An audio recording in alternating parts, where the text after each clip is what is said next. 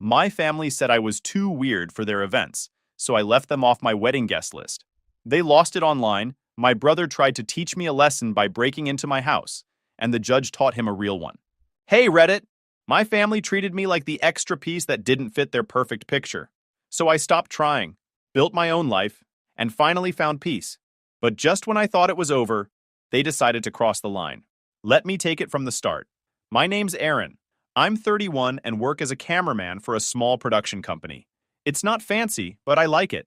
I'm the quiet guy behind the lens, setting up shots, fixing lighting, making sure things look right. It fits me. Steady, simple, behind the scenes. Growing up, that didn't fit my family. I've got two siblings, Andrew and Monica, and if you ask my parents, they could do no wrong. Andrew was the golden boy. Sports, friends, charm. Monica was the social butterfly. Always talking, always out. I was the quiet one with books and a chessboard. The kid who liked learning how things worked. At home, being different wasn't just noticed. It was treated like something to fix. My dad used to joke that I was born in the wrong family. My mom said it with a smile, but it wasn't really a joke. They liked loud, crowded rooms and attention. I liked calm. When they teased me, they called it good fun, but it never felt like it. I remember my 14th birthday. They threw a barbecue that day, but it wasn't for me. It was for Andrew's game win.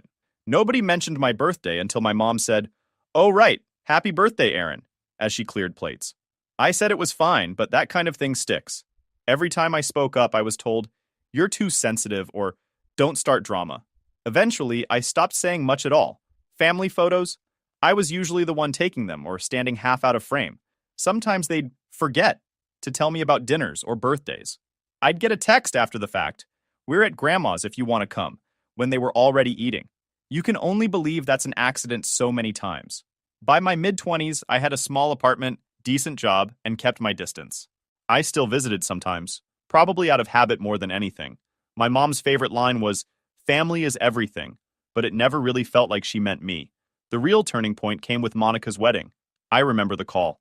"Hey, Aaron," she said, in that voice people use when they're about to say something awful but want to sound nice. "So, about the wedding, I think it's better if you don't come." I thought I misheard. What? It's just going to be really crowded. Lots of Andrew's friends, lots of dancing and drinking. Not really your scene, you know? I sat there with the phone against my ear, realizing my sister was uninviting me from her wedding because I was quiet. I said, "It's your wedding, Monica. Do what you want." My voice sounded calm, even though my stomach twisted. She thanked me like I'd done her a favor. "You're so understanding. I'll send pictures after." When I told my parents, my dad barely looked up from his paper. "She's the bride. Her call." Imam added, "You'd probably be uncomfortable anyway." So I didn't go. I didn't fight it. On her wedding day, I stayed home, scrolling through social media. Photos popped up, Monica in her dress, Andrew giving a toast, my parents smiling. Nobody noticed I wasn't there. That night, I microwaved dinner and watched an old documentary. I told myself it didn't matter, but it did. It wasn't about missing the party. It was realizing they didn't want me there. Not because I'd done anything wrong, but because I didn't fit their idea of fun. After that, I stopped waiting for invitations. If they didn't ask, I didn't show up. Simple. I didn't hate them. I just saw things for what they were. Once you accept that, you start noticing details. Every conversation circled back to Andrew's promotion, Monica's house, my parents' trips. Nobody asked what I was doing. Nobody even pretended. So I stopped trying. I worked, saved money, took side jobs filming events. Work made sense. People paid you for what you did, not who you were related to. That felt fair. The silence that came with pulling back changed me. You stop expecting warmth where it never existed. You build quiet walls and don't even notice, until one day, you realize they're keeping you safe. I didn't know it yet, but those walls were about to be the best thing I ever built. A few months after Monica's wedding, life went back to normal for everyone but me. I stopped expecting calls. I figured if they needed me, they'd reach out. Then came Andrew's big promotion. He'd landed some management role at his company, and my parents wouldn't stop bragging about it. Every call from Mom was, "You should learn from your brother. He really worked hard for this." I congratulated him through text, and he just liked the message. No reply. 2 weeks later, I was scrolling through my feed and saw a photo of everyone at a restaurant. Balloons, drinks, family all around the table, cake with "Congrats, Andrew" written across it. My cousins were there. Even some family friends I hadn't seen in years. Everyone looked happy, except me, because I wasn't there. Again, I called Mom that night. Was there some kind of dinner? She sounded distracted. Oh, that. It was last minute. Andrew's boss picked the place. You wouldn't have liked it. Loud music, fancy food. Still would have been nice to be asked, I said. She sighed like I was being difficult. Aaron, please don't start. It was his night. You know how you get around crowds? That was her way of saying we didn't want you there. I didn't push it. I just said okay and hung up. After that, I started showing up less. They didn't notice. The few times I did visit, I felt like a guest in my own family. They'd talk over me, crack inside jokes, and forget I was sitting right there. Thanksgiving that year sealed it for me. I drove over with a pie I'd bought on the way because Mom always said not to bring anything homemade. We already have enough. The house smelled like turkey and cinnamon. Everyone was laughing in the dining room when I walked in. Mom greeted me with a quick hug and said, "Oh good, you made it." We just started setting the table. The table was already full. 8 seats, all taken. Andrew had his girlfriend next to him. Monica had her husband. My parents at the ends. A couple of cousins filled the rest. I stood there for a second, holding the pie. Where should I sit? Oh, Mom looked around like she just noticed there was no space. There's a folding chair in the garage. You can grab that. So I did. I found an old chair, dusted it off, and pulled it up to the corner. A plastic plate on my lap, a folding chair at the corner. That was my place in the house. It sounds small, but it said everything. Nobody offered to make space. Nobody said, "Hey, let's squeeze in." And they just kept eating, passing dishes around like I was invisible. At one point, Monica laughed about something Andrew said and added, "Aaron, you wouldn't get it. It's an inside joke." She was right. I didn't get it. I didn't get why I kept showing up. After dinner, I helped clear the table because that's what I always did. Nobody said thank you. When I was washing dishes, I heard Andrew in the other room telling Mom that his boss wanted to see family photos from the party, and she said, "I'll send the good ones. You know, the ones with everyone." Everyone. I left early that night. Told them I had work in the morning. Mom gave me leftovers like she was checking a box, and Dad said, "Drive safe," without looking up from the game on TV. In the car, I sat for a minute before turning the key. I realized I could stop showing up entirely, and it wouldn't change anything for them. Over the next few months, I tried calling less. The few times I did, conversations lasted under 5 minutes. How's work? Fine. How's Andrew? Busy. How's Monica? Planning something. Then they'd hang up. Sometimes I'd get a random text from Monica. "Can you help me fix my laptop?" Or, "Do you still have that camera?" Never a, "How are you?" Just when she needed something. One weekend, Mom invited me to Sunday lunch. I thought maybe things were improving. When I got there, it was just my parents. Andrew and Monica couldn't make it. It felt like they only asked me because the house would have been too quiet otherwise. Dad spent most of the meal talking about Andrew's new car. Mom talked about Monica's new kitchen remodel. Nobody asked about me. I mentioned a short film project I'd been working on, but Mom interrupted halfway through with, "That's nice, dear," and went back to talking about the color of Monica's cabinets. That was the last family meal I went to for a while. I started spending more weekends on set, picking up extra hours, working with people who actually cared about the same things I did. My coworkers didn't treat me like background noise. They noticed when I wasn't around. One Sunday afternoon, my phone buzzed with a call from Mom. She never called just to talk, so I almost didn't answer. But I did. "Aaron, thank God," she said right away. Like something was wrong. "We really need your help. It's Andrew's company event tonight, and the videographer canceled last minute. You're good with that stuff, right?" I paused. "You mean like filming it?" "Yes, just recording some parts. Nothing too fancy. You've got that nice camera, don't you?" "Yeah," I said slowly. "But isn't this a work event? Why would I—" "Oh, come on, sweetheart. It's family. And Andrew's stressed. You know how he gets. We'd really appreciate it." She said it like it was a small favor, like she was asking me to help move a chair. I didn't have anything planned that night, so I said fine. Maybe this was her attempt to include me again. Maybe helping would smooth things over. I packed my gear and drove over to the event center. It was one of those places with glass doors and overpriced appetizers. I spotted Andrew right away. New suit, big smile, surrounded by coworkers. Mom waved from a corner table when she saw me. "There's my cameraman," she said. I laughed a little, thinking she was joking. She wasn't. Andrew barely looked up. "Hey, man, you got your stuff?" "Yeah." "Cool. We need shots of people mingling. The speeches, then the group photo. Make sure you get the company banner in the background." I blinked. Wait, I thought you wanted me here as family, not staff. He frowned like I'd just said something stupid. You're helping out, aren't you? It's the same thing. Before I could respond, Mom patted my arm. Don't make a fuss, Aaron. You're good at this. You'll make us proud. So that was it. I wasn't invited as family. I was brought in as free labor. I started filming because honestly, walking out would have caused a scene. I moved around the room taking shots of people talking, laughing, shaking hands. Nobody looked at me. Nobody said thanks. Andrew's coworkers assumed I was hired help. They called me the camera guy. When the speeches started, I stood by the back wall, camera on the tripod. Andrew took the mic and talked about teamwork, leadership, and family values. That last part almost made me laugh. He thanked everyone for coming. Everyone but me. During dinner, I packed my equipment and sat for a minute near the exit to check my footage. Mom came over with a plate. Here, you should eat something, she said. I looked down. It was half-picked leftovers. I'm fine, I said. You did such a good job, she added quickly, as if that fixed anything. Andrew's boss was so impressed. You'll send the files tomorrow, right? I stared at her. So I'm just the videographer now? She gave that nervous little laugh she always does when she's uncomfortable. Oh, Aaron, don't be dramatic. You know what I meant. I know exactly what you meant, I said quietly. She opened her mouth to respond, but someone called her name from across the room. She smiled, patted my arm again, and walked away. After they finished eating, Andrew announced a group photo. I picked up my camera, expecting to take it. He waved me over. No, you're in the shot. Somebody else can take it. A coworker glanced at me. Who's that? My brother, Andrew said, already turning away. He's doing the video. That told me everything.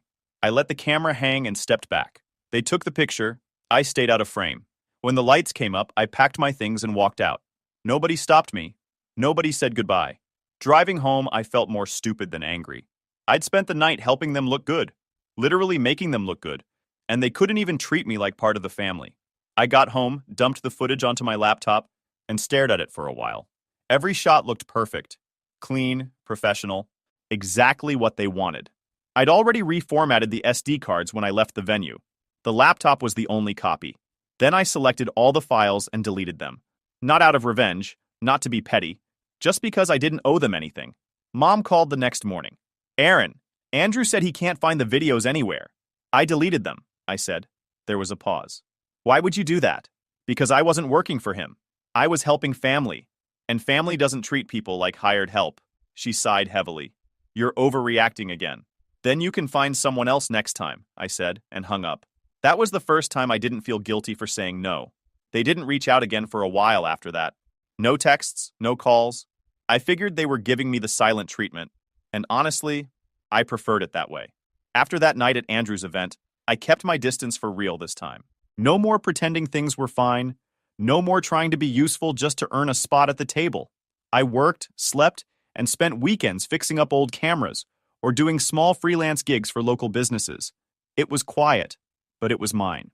That's when I met Luna. It wasn't some movie moment. I was filming a small charity event for a local animal shelter. She was there running the adoption booth, trying to convince people to take home cats that looked like they'd been through wars. She had this calm, practical energy. Talked fast, but listened twice as much. When I filmed her explaining the shelter's needs, she didn't act fake for the camera. She just talked like a real person. That stuck with me. When I packed up, she waved me over. Hey, camera guy, you never introduced yourself, she said. Aaron, I told her. Luna, she said. You should have told me to fix my hair before you filmed. I shrugged. It looked fine. That made her laugh, and she said, You're honest. I like that. We started talking after that. She'd bring up random stuff. Movies, animals, small things about her day. It was easy. No guessing what she meant. No walking on eggshells.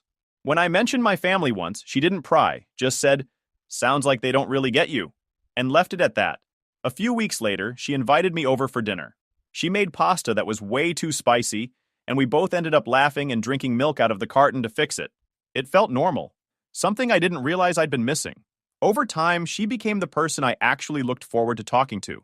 We went on walks after work, shared dumb YouTube videos, talked about things we wanted to do someday. For the first time, I didn't feel like an outsider trying to fit in. About 6 months in, she introduced me to her family. I wasn't sure what to expect, but they were the total opposite of mine. Her dad shook my hand like he meant it. Her mom made enough food for 10 people. They asked about my job. my projects, my interests, not out of politeness, but because they actually cared. When Luna's mom found out I was a cameraman, she said, "We need more people who notice things other people miss." That line stuck with me. I started spending weekends with them sometimes, helping fix things around their house, watching movies, joining their game nights. It felt strange at first, being included without having to earn it. One night, Luna's dad said, "You fit right in," and I had to look away for a second because I didn't know how to react. Meanwhile, I hadn't spoken to my family in months. No calls, no texts, and it didn't feel wrong. It felt peaceful. We got engaged 2 years later. I proposed in the simplest way possible, just us on a walk, the same path we'd taken 100 times. She said yes like it was obvious. No tears, no grand speeches, just a big grin and a hug that said everything. When we started planning the wedding, we both agreed it should be small. Not because of money, but because we didn't want it to feel like a show. Just the people who'd been there for us, the ones who showed up when it mattered. One evening, while we were writing out the guest list, Luna looked up and said, "What about your family?" I didn't answer right away. Part of me thought I should at least try. Send an invite. Make peace. Do the right thing. That's what people always say, right? Weddings bring families together. But then I thought about standing in the back of Andrew's event hall, holding a camera while they laughed and toasted. I thought about that Thanksgiving, sitting in a folding chair with a plastic plate. I thought about Monica's wedding and Mom's words, "You'd be uncomfortable anyway." "No," I said finally. "I don't want them there." Luna nodded like she already expected that. "Good. I want the day to be about people who love you, not people who just share your last name." We left it at that. The next few weeks were spent planning, choosing a small outdoor venue, sending invites to coworkers, friends, and a few neighbors who'd become like family. It wasn't stressful. It was actually fun. Every time we checked something off the list, it felt like building a life from scratch, one that was real and ours. Word gets around fast in my family. You could sneeze in one end of town, and by dinner, someone's aunt would call to ask if you were sick. So when Luna and I started sending out wedding invitations, I knew it wouldn't stay quiet for long. A cousin spotted our venue tag on Instagram and told her, so Mom texted, "Heard you're getting married. When are you sending our invites?" That was it. No congratulations, no, "we're happy for you." Just a demand, like she was confirming a reservation. I looked at the message for a while before replying. There aren't any. I locked my phone and went back to what I was doing. 2 hours later, the group chat that had been dead for months lit up like a Christmas tree. "Mom, I don't understand. You're getting married and you're not inviting your own family?" "Dad, this is beyond disrespectful." "Monica, wow. I knew you were distant, but this? That's low." "Andrew, guess he finally found someone as cold as he is." I didn't reply. They kept going. Guilt trips, fake concern, everything they were good at. Mom wrote paragraphs about family unity and how I'd regret isolating myself. Monica said I was embarrassing the family name. Dad threw in a few lines about how I was being ungrateful after everything we've done for you. Everything they'd done for me? I almost laughed. Luna came into the room holding a plate of food and saw my face. "What happened?" "They found out." She sat beside me, glanced at the messages, and shook her head. "They're not upset about missing your wedding. They're upset they won't have pictures to post." That was exactly it. My family didn't care about being there for me. I muted the chat and went back to planning. Every time my phone buzzed, I ignored it. It wasn't anger anymore, just indifference. I didn't owe them anything. A few days later, Mom called. I let it go to voicemail, but I listened. Her voice was trembling, like she'd been rehearsing. "Aaron, this isn't you. You're letting Luna turn you against us.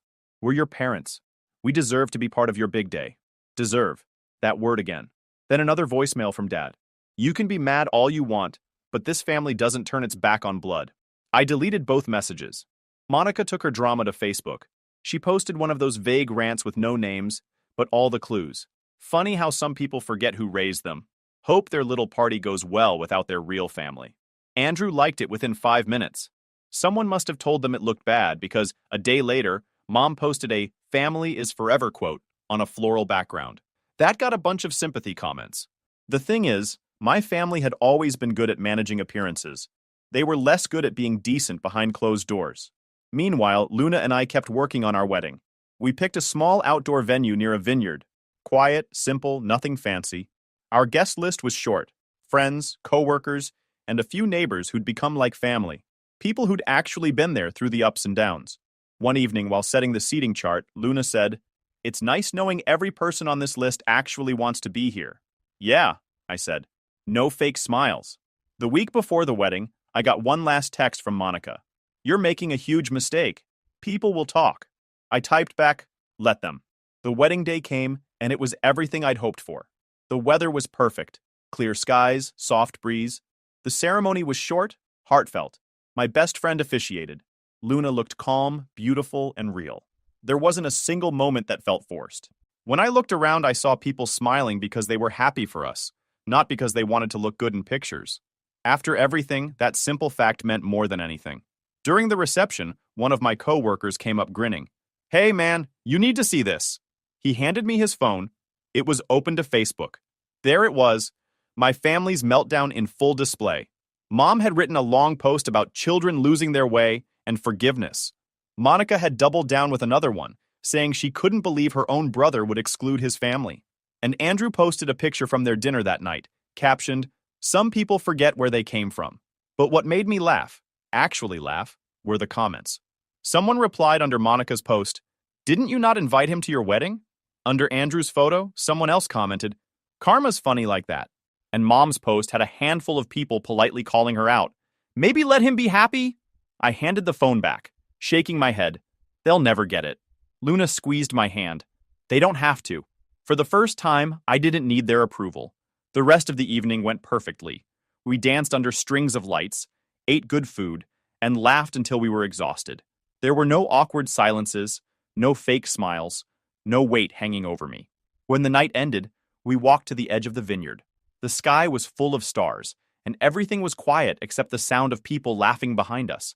I looked at Luna and said, "You know, I used to think I'd always feel like the odd one out."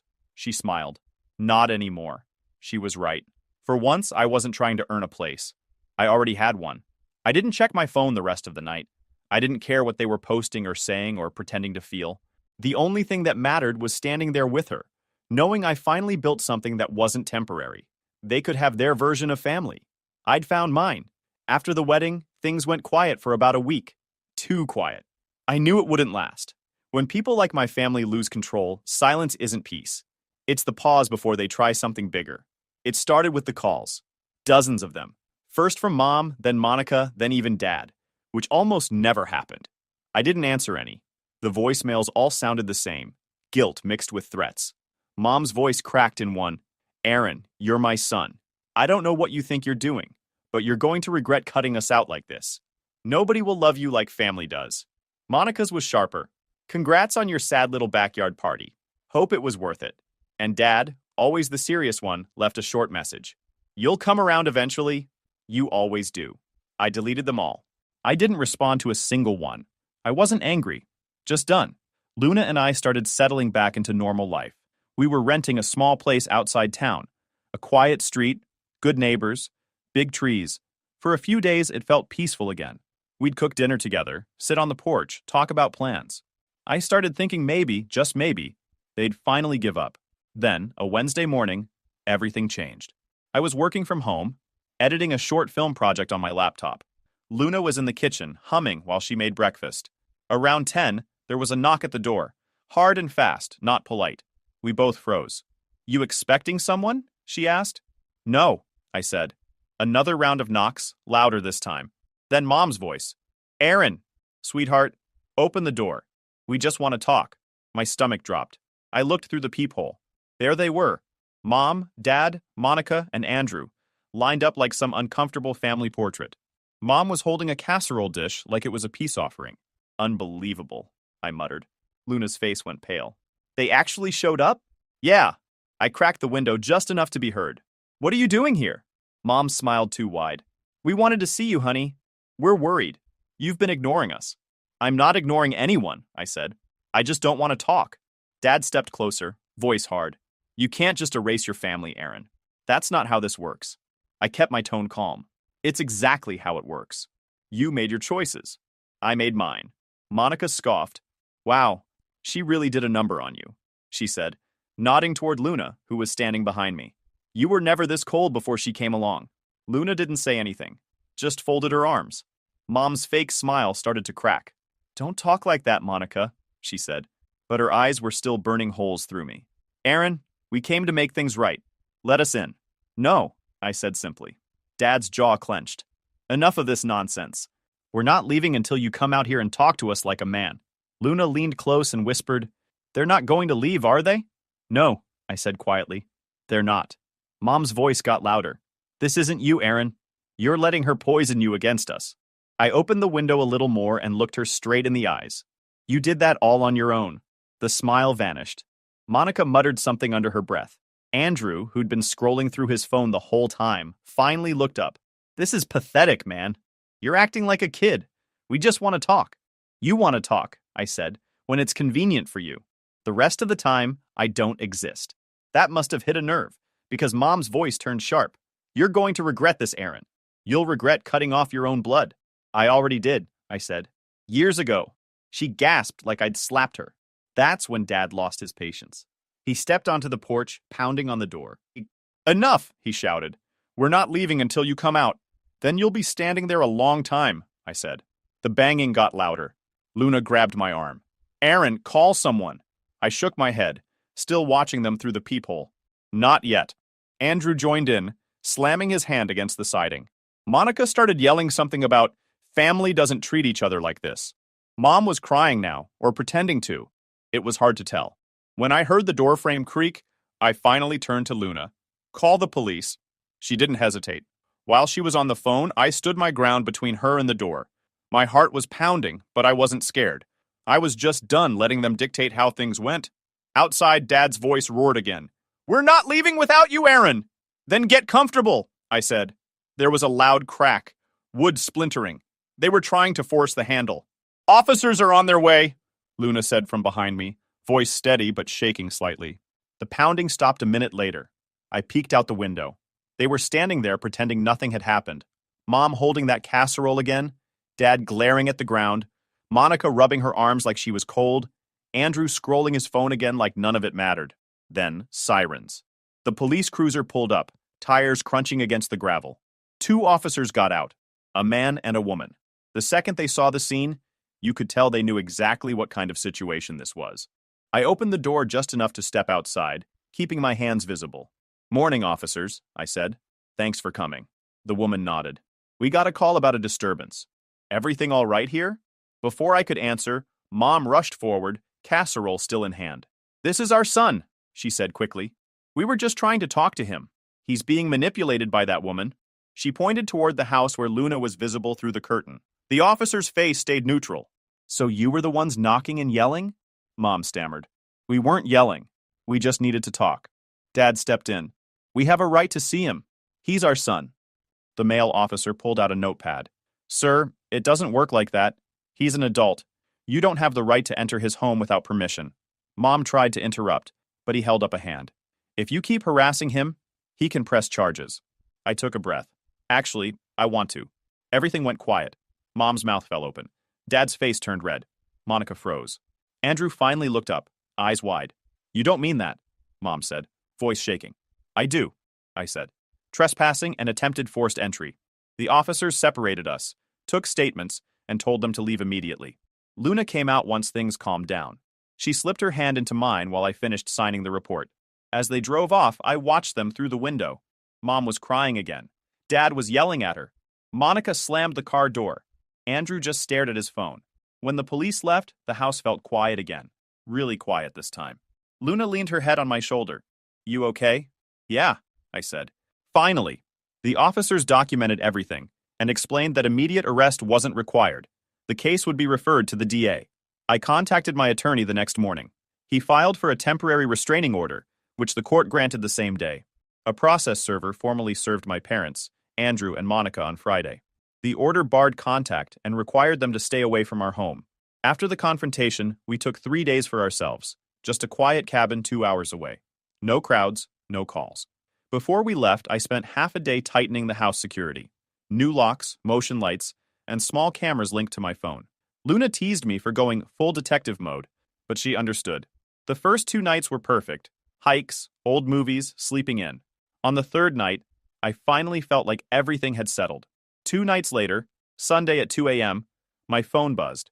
Motion detected. Living room. A second later, alarm triggered. Front door. Luna woke instantly. What's going on? Someone's in the house. I opened the camera feed. The image shook, then focused on a man moving across the living room. Tall, familiar. Andrew. He was inside my house. He was already violating the restraining order they'd been served 2 days earlier. I hit the panic option on the app. The alarm shrieked through the speakers. On the screen, Andrew spun around, shouting, trying to cover his face. Luna's voice was barely a whisper. He broke in? Yeah, probably Dad's idea. The feed froze as it switched to emergency mode. We waited, watching the flashing red alarm active banner. Dispatch confirmed units were en route. A cruiser pulled up about 8 minutes after the siren tripped. We didn't sleep again that night. When we got home the next afternoon, the front door was taped off. An officer met us at the driveway. Mr. Walker? Everything's contained. What happened? Your brother was still here when we arrived. Claimed he was checking the house for you, but the footage says otherwise. He's in custody. Luna frowned. Why would he do that? The officer flipped his notes. He told us your father asked him to teach you a lesson. We found matching texts on his phone. We'll be contacting your father next. Inside, nothing was stolen. Andrew had tried to pry open the office safe, but stopped when the siren went off. The police took fingerprints and copied the footage. Watching it later, I saw him pacing, muttering, panicking as the noise hit. He looked desperate, not angry. 2 days later, the officer called back. Andrew was charged with attempted burglary, destruction of property, and violating the restraining order. He'd confessed that Dad offered him money to go talk some sense into Aaron. The text confirmed it. The story spread through town fast. At first, people said it was a misunderstanding, until the DA filed the probable cause affidavit on Monday. It included redacted screenshots of texts between Andrew and Dad that investigators pulled from Andrew's phone. A neighbor grabbed the PDF from the court portal and posted the images in the community group. Defenders went quiet. Mom posted online that it was blown out of proportion. Monica said Andrew just wanted to reconnect. But nobody believed them. The comments filled with people who'd seen the footage or heard the siren that night. Their public image crumbled overnight. The case moved quickly. Andrew took a plea deal. Community service, probation, and GPS monitoring. Dad was charged with aiding and abetting the attempt. He paid a fine and got a suspended sentence. Both now had criminal records. Mom skipped the hearings. Monica moved away. I didn't attend any of it. My lawyer handled the paperwork. The week after the ruling, my phone was silent. No messages, no voicemails. For once, the quiet felt peaceful. We finished installing cameras properly. Front porch, backyard, every entrance. Luna repainted the doorframe where the police tape had been. Our life settled into small things again. Groceries, coffee, her sketching while I edited footage. It finally felt like home. 3 months later, we hosted a small barbecue. A few coworkers, neighbors, and the people who called the police that night came. They joked about being part of a real-life crime show. I grilled, Luna handled sides, everyone laughed too loud, ate too slow. It was the kind of noise that didn't drain you. As the evening wound down, one of my coworkers lifted a soda. To new beginnings, he said. I looked around. The lights strung across the fence, laughter drifting into the trees. No pretending, no tension, just people who cared enough to show up. Later, while cleaning up, Luna asked, "Do you ever think about them anymore?" "Not really," I said. "Sometimes I wonder if they think about what they lost." She smiled. "They probably don't get it." "Yeah," I said, "but I do." We sat on the porch as the lights dimmed. For the first time in my life, the word family didn't sound heavy. It just felt right. I'd built mine from scratch, and no one was ever taking it away again. YouTube just dropped this new hype feature. If you're hooked on this story, smash that hype button. It tells YouTube this video deserves to blow up, and it keeps even crazier stories coming your way. The new CEO fired me, not realizing I was the only one who could speak Arabic with our biggest clients. She called me useless and said they needed younger energy, so I walked away. 4 days later, she regretted it. Sup, Reddit.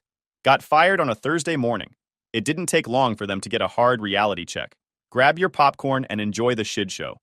The calendar invite showed up at 8:40 a.m. No subject line.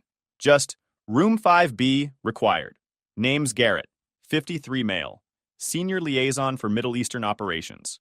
I spoke Arabic fluently, understood the difference between a handshake that closes a deal and one that ends a relationship, and I'd spent 3 years living in Sharjah before most of my colleagues could find it on a map. I didn't panic when I saw that invite. Didn't call anyone. Just closed my laptop, grabbed my jacket off the back of my chair, and walked toward the 5th floor like I was heading to grab coffee. The hallways felt quieter. A few people made eye contact and quickly looked away. That's how you know? When people who normally wave start treating you like a ghost, the writing's already on the wall. Room 5B was one of those sterile conference rooms with frosted glass and absolutely nothing on the walls. Just a long table, 3 chairs, and that faint smell of industrial carpet cleaner. Victoria was already sitting at the head of the table when I walked in. She'd been CEO for exactly 47 days, brought in from some venture capital firm after our previous CEO retired. The board loved her because she used words like optimization and strategic realignment in every sentence. The word around the office was that she'd been brought in specifically to trim the fat. She'd already cut 17 people in her first month, mostly middle managers and senior staff, the expensive ones, the ones with institutional knowledge and negotiated salaries, the ones who knew where all the bodies were buried. She had this annoying habit of sighing loudly whenever someone said something she considered beneath her, which was apparently most things most people said. She'd interrupt mid-sentence, finish people's points for them incorrectly, and then act offended when they tried to correct her. I'd watched her in a few all-hands meetings before this. Sitting next to Victoria was Denise from HR. She had a manila folder in front of her, and her pen was already uncapped. I sat down, folded my hands on the table, waited. Victoria glanced at her phone, picked it up, checked something, put it back down. Like this conversation was already taking longer than she'd budgeted for. She finally looked up. Didn't even bother with pleasantries. She had this way of speaking that was supposed to sound authoritative, but came off like someone who'd read too many leadership books. Mr. Nash, thank you for joining us. As you may be aware, we're undergoing some structural changes to better position Vanguard for future growth opportunities. I didn't respond. Just let the silence stretch until it got uncomfortable. She shifted in her seat. Your role has been identified as part of the legacy infrastructure that we're moving away from. We're consolidating functions and reallocating resources toward more modern frameworks. There it was. Legacy infrastructure. Like I was an outdated server rack or a phone system from the 90s. I was the only person in this entire building who spoke Arabic fluently, who understood Gulf business culture, who had personal relationships with clients worth over $8 million in annual maintenance contracts. And this woman who'd been here less than 2 months was calling me legacy infrastructure. She continued, her voice dripping with that rehearsed sympathy that never quite lands. I'm sure you understand. We need people who can adapt to the new direction. This industry is evolving, and frankly, we need younger energy. She let that word hang there, not even bothering to dress it up. Denise slid the manila folder across the table. Standard severance package. 3 months' pay, 60 days of extended health benefits, and a reference letter that someone had probably generated from a template. At the bottom was a line for my signature and a date. Victoria kept talking. Something about the company being grateful for my years of service. Something about the door always being open. What she didn't mention was the UAE delegation arriving Monday morning. What she didn't mention was the $8 million in pending contract renewals I'd personally negotiated over the past 14 months. What she definitely didn't mention was that Khalil Al-Farsi, the operations director of our largest Gulf client, had explicitly stated in writing that he would only continue working with Vanguard as long as I remained their primary contact. I reached for the folder, opened it, scanned the first page. They'd misspelled my middle name. Classic. I closed the folder and stood up. Victoria looked surprised, then annoyed. You don't want to review the terms? Maybe talk to someone before making a quick decision? I've reviewed them. My voice was calm. The terms are adequate. I'll have my desk cleared within the hour. Denise's pen was still frozen in midair. They never expect you to just accept it and leave with your dignity intact. They expect some kind of emotional breakdown they can document for legal protection. I picked up the folder. Good luck with the UAE meeting on Monday. You're going to need it. Her expression flickered. Just for a second. She had no idea what I was talking about. Hadn't bothered to check the calendar.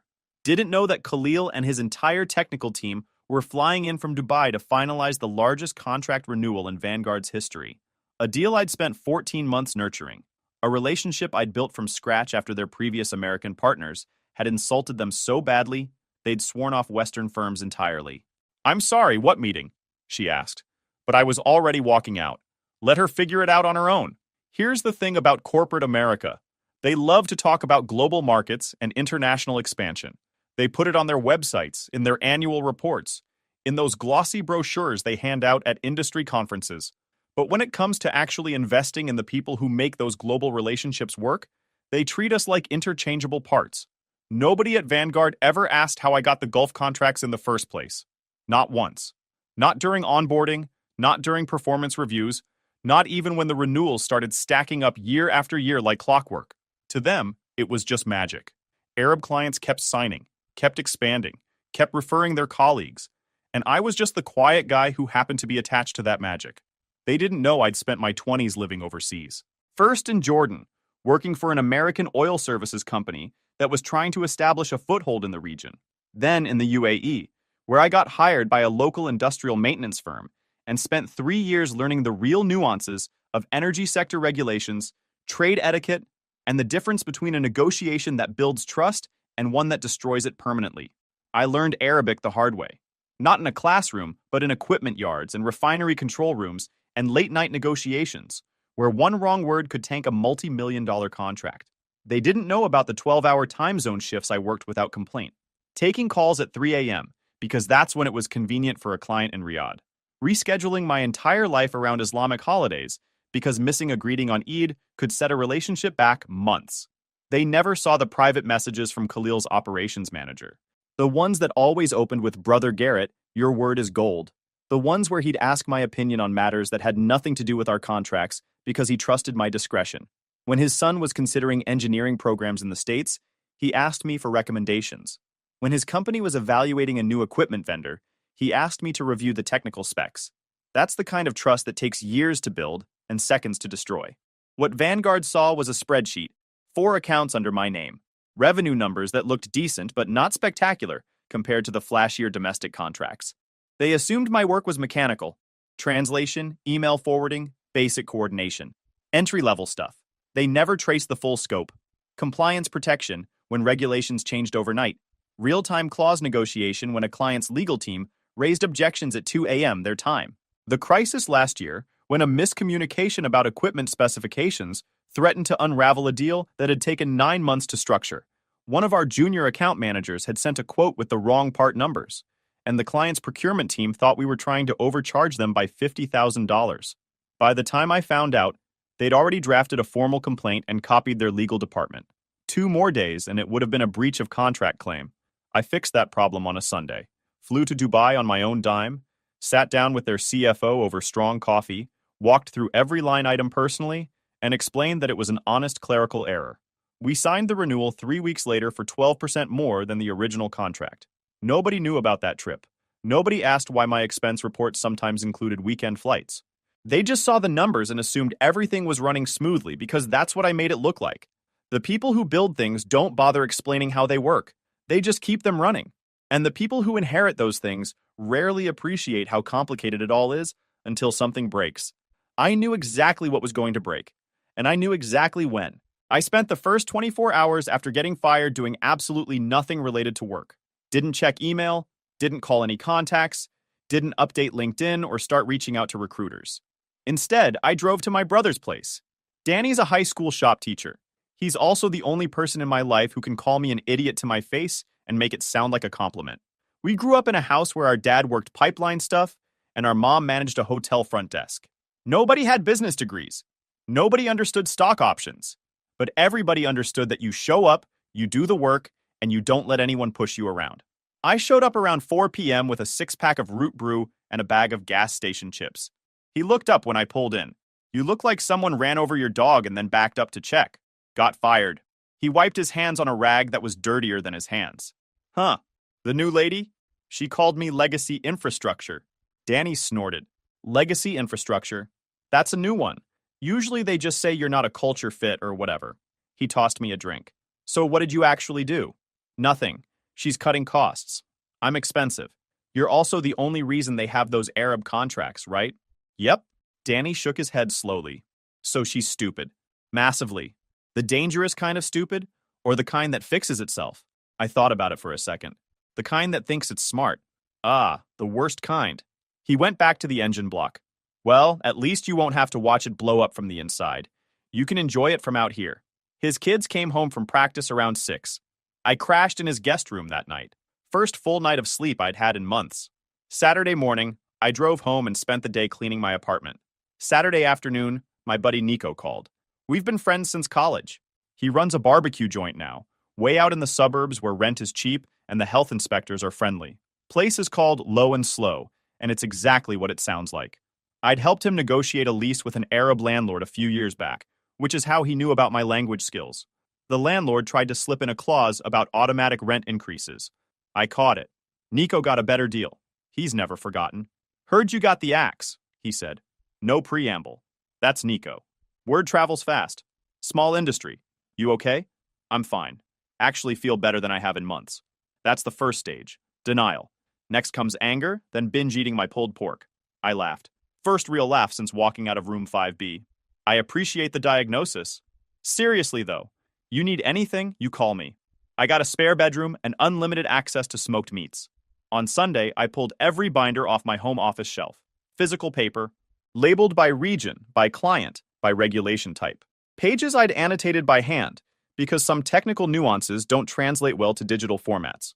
I sat on the floor and flipped through materials I hadn't looked at in years. Some were from deals that never closed. Some were from relationships that fizzled out before reaching the contract stage. But they all had one thing in common. They were mine, built by me. Not because anyone asked me to, but because I knew that one day the institutional knowledge would matter more than the institutional loyalty. That day had arrived. I spent Sunday evening making phone calls. Not to beg for a job, not to badmouth Vanguard, just to reconnect with people I'd worked with over the years. Former clients who'd moved to new companies. Colleagues from my UAE days who'd started their own firms. A procurement director in Bahrain named Yusuf, who'd once told me I was the only American who understood that business is about people, not contracts.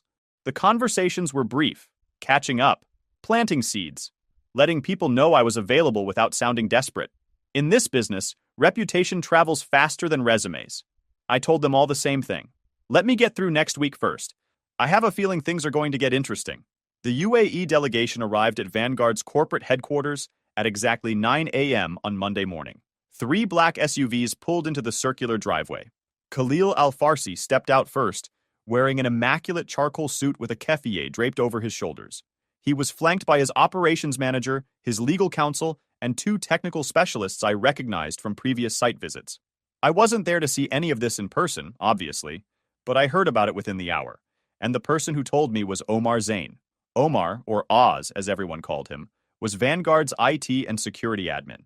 Early 30s, ran on caffeine, spoke almost entirely in sarcasm. He wore the same 3-band t-shirts in rotation, had a collection of mechanical keyboards that he talked about, like other people talk about their children, and he'd developed a reputation for knowing everything that happened on the network before anyone else did.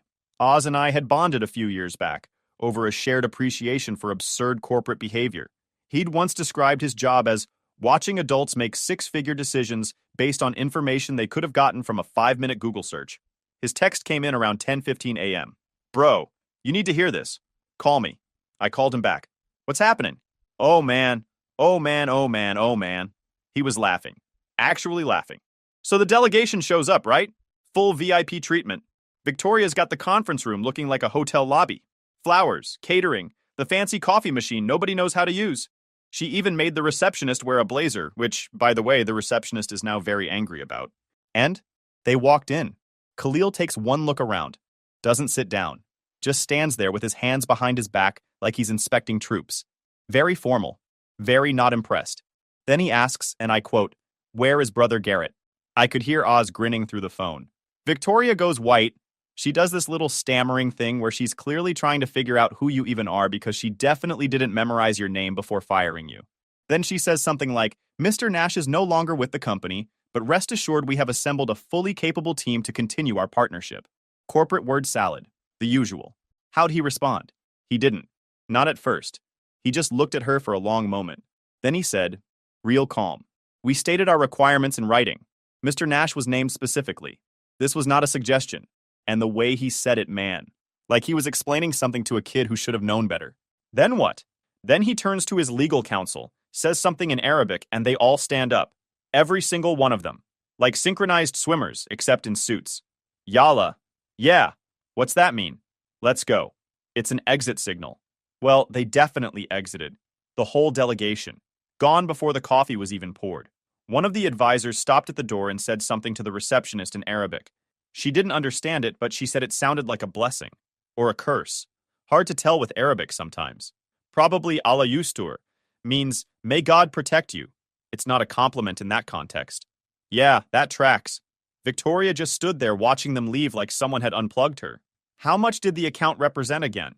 7.8 million annually, plus the pending renewal that would have bumped it to 9, plus the referral they were going to make to their partner company in Qatar, which was supposedly another 3 million. So, rough math, we're looking at around 12 million in current and future revenue that just walked out the door because someone didn't do her homework. I let out a low whistle. That's a lot of zeros. Victoria's in her office right now with the door closed. Pretty sure I heard something break. Might have been her ego. Might have been a lamp. Honestly, super satisfying either way. The rest of the week at Vanguard was apparently a masterclass in corporate panic. Oz kept me updated with a steady stream of observations, each one more entertaining than the last. Tuesday. HR is going through your old performance reviews trying to figure out what you actually did. They've been at it for 4 hours. Pretty sure they're more confused than when they started. Wednesday. Victoria tried to call Khalil directly. His assistant said he was unavailable. That's diplomat speak for lose this number. She then asked if we had anyone else who spoke Arabic. Someone suggested Google Translate. I wish I was joking. Thursday morning, the sales team sent an apology letter to the Kuwait account. They addressed it to Mr. Al Kuwait. That's not a name. That's the country. With Al in front of it. I'm losing my mind. Thursday afternoon. It got a request from the CEO's office to pull all your old email correspondence. Guess who drew the short straw?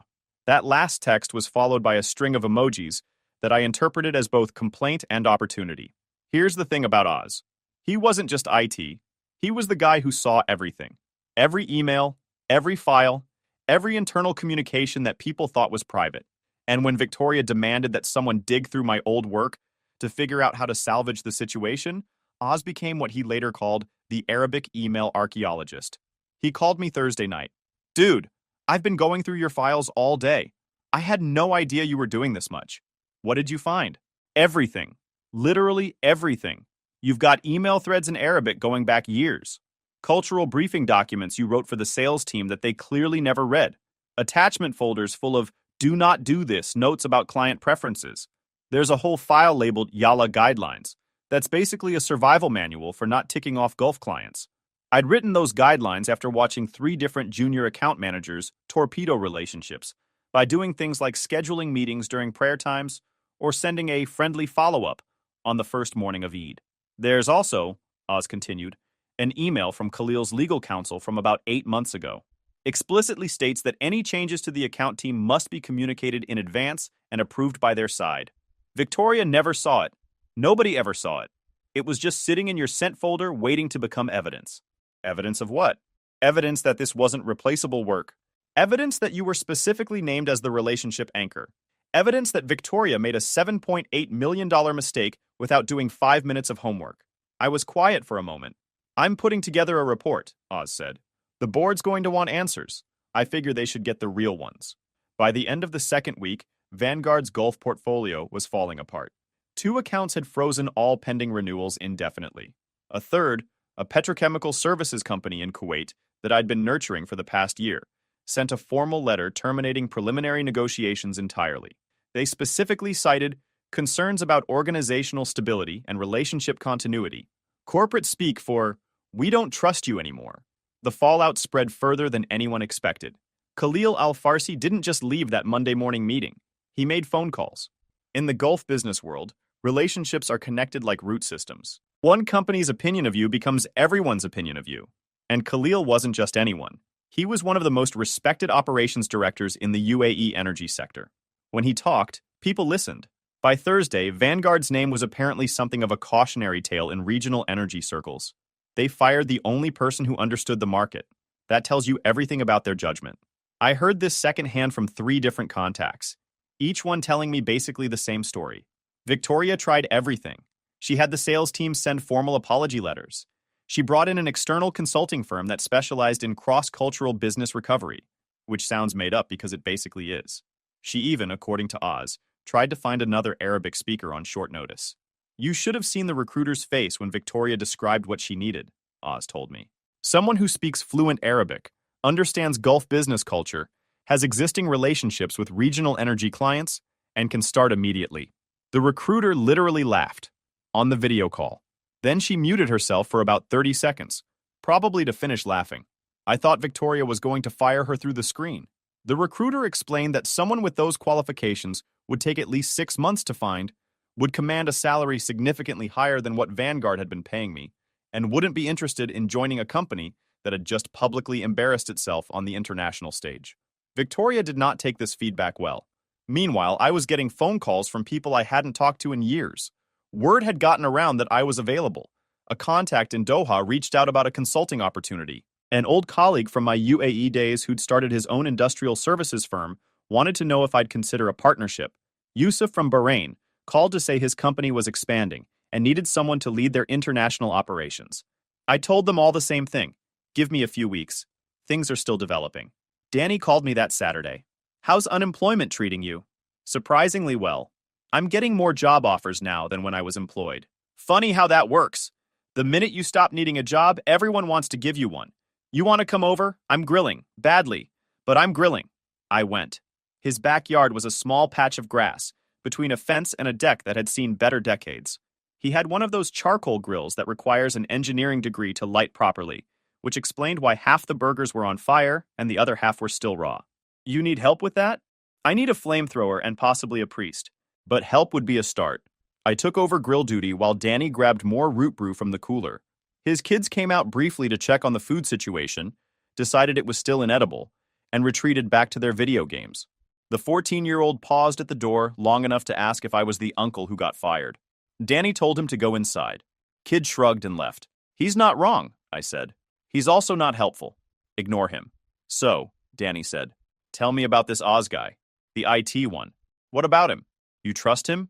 I thought about it while flipping a burger that was finally approaching something resembling cooked. Yeah, actually. He's one of those people who hates corporate games so much that he's become accidentally trustworthy. No agenda.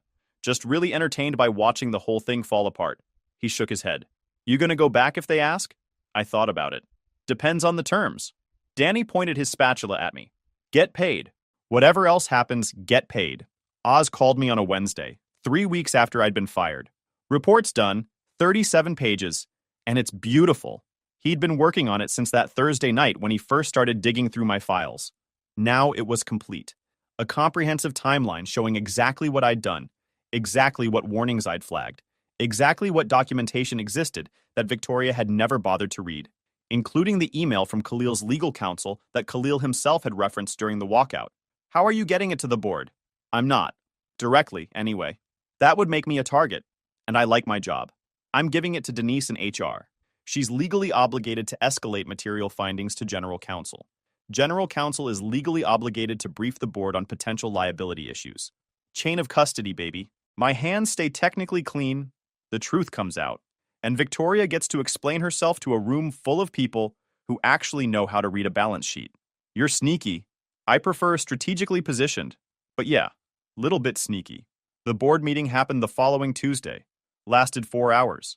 I heard about it afterward from 3 different sources, including Oz, who'd somehow managed to be troubleshooting network issues in the hallway outside the conference room for most of the afternoon. It was beautiful, he told me later. Victoria had apparently tried to frame the whole thing as a strategic realignment that encountered unexpected market resistance. Translation: we made a calculated decision that happened to be catastrophically wrong, but we'd like you to believe it was just bad luck. The board wasn't buying it. Brian, the chair, was an old-school energy guy who'd been in the industry for 40 years. He'd asked one simple question early in the meeting. Did anyone verify that this employee had specific contractual obligations with our Gulf clients before terminating his position? Victoria's answer was basically no. Brian followed up. And you didn't think that level of due diligence was relevant for accounts representing 8% of our annual revenue? There was apparently a long silence after that. Then Brian asked to see the email from Khalil's legal counsel. He read it out loud to the room, twice. The meeting adjourned without a formal resolution, but the damage was done. The board had seen the emails. They'd seen the cultural briefing documents. They'd seen the YALA guidelines that nobody had ever read. And they'd seen the legal notification that explicitly named me as contractually essential to the client relationship. Oz texted me that night with a single observation. Victoria's office is dark. Everyone else is still here. Draw your own conclusions. The next morning, I received a formal letter from Vanguard's general counsel. They wanted to discuss potential consulting arrangements and were open to flexible terms that acknowledge the value of institutional relationships. I showed it to Nico. They're begging. Pretty much. You gonna help them? Depends on what they're offering. Get paid. Get paid stupidly well. Everyone in my life apparently had the same advice. 6 weeks after I was fired, I walked back into Vanguard's headquarters. Not as an employee, as a consultant with a contract that made my previous salary look like pocket change. The negotiation had been almost too easy. They'd started with a lowball offer, trying to save face. I countered with terms that made their general counsel physically wince. They came back with something more reasonable. I rejected it and raised my rate by another 15%. They accepted the same day, but not before trying one last move. Buried in the third revision of the contract, on page 9, was a new clause. Consultant agrees to provide comprehensive knowledge transfer and training to designated Vanguard personnel as part of the engagement. I read it. Then I picked up my red pen, drew a single line through the entire paragraph, and wrote no in the margin. Sent it back within the hour. They signed without the clause, because they had no leverage and they knew it. Here's what the final contract included. A 6-month engagement at 3 times my former daily rate. Full autonomy over all Gulf client communications. No reporting requirements to Victoria or anyone on the executive team. Direct access to the board chair if needed. All communication through my attorney. Payment in advance, monthly, non-refundable. And a clause specifying that any termination of the consulting agreement before completion would result in full payment of the remaining contract value. No training, no knowledge transfer, no building my replacement on my own dime. Nico had helped me draft the initial terms. We'd sat at his place after closing time, scribbling on napkins. You're being too nice, he'd said. Add another 15%. That's ridiculous. They've already lost, 7 million? 8? Another chunk is a rounding error at this point. They're not paying for your time. They're paying for their screw-up. Make them feel it. They accepted within 48 hours, because they had no choice. The damage was already done. The clients I'd built relationships with for years weren't interested in rebuilding trust with a company that had shown such poor judgment. But some of them were willing to pause their exit if I was back in the picture. Not working for Vanguard exactly. Working with Vanguard. My first day as a consultant, I walked through the Vanguard lobby like I'd never left.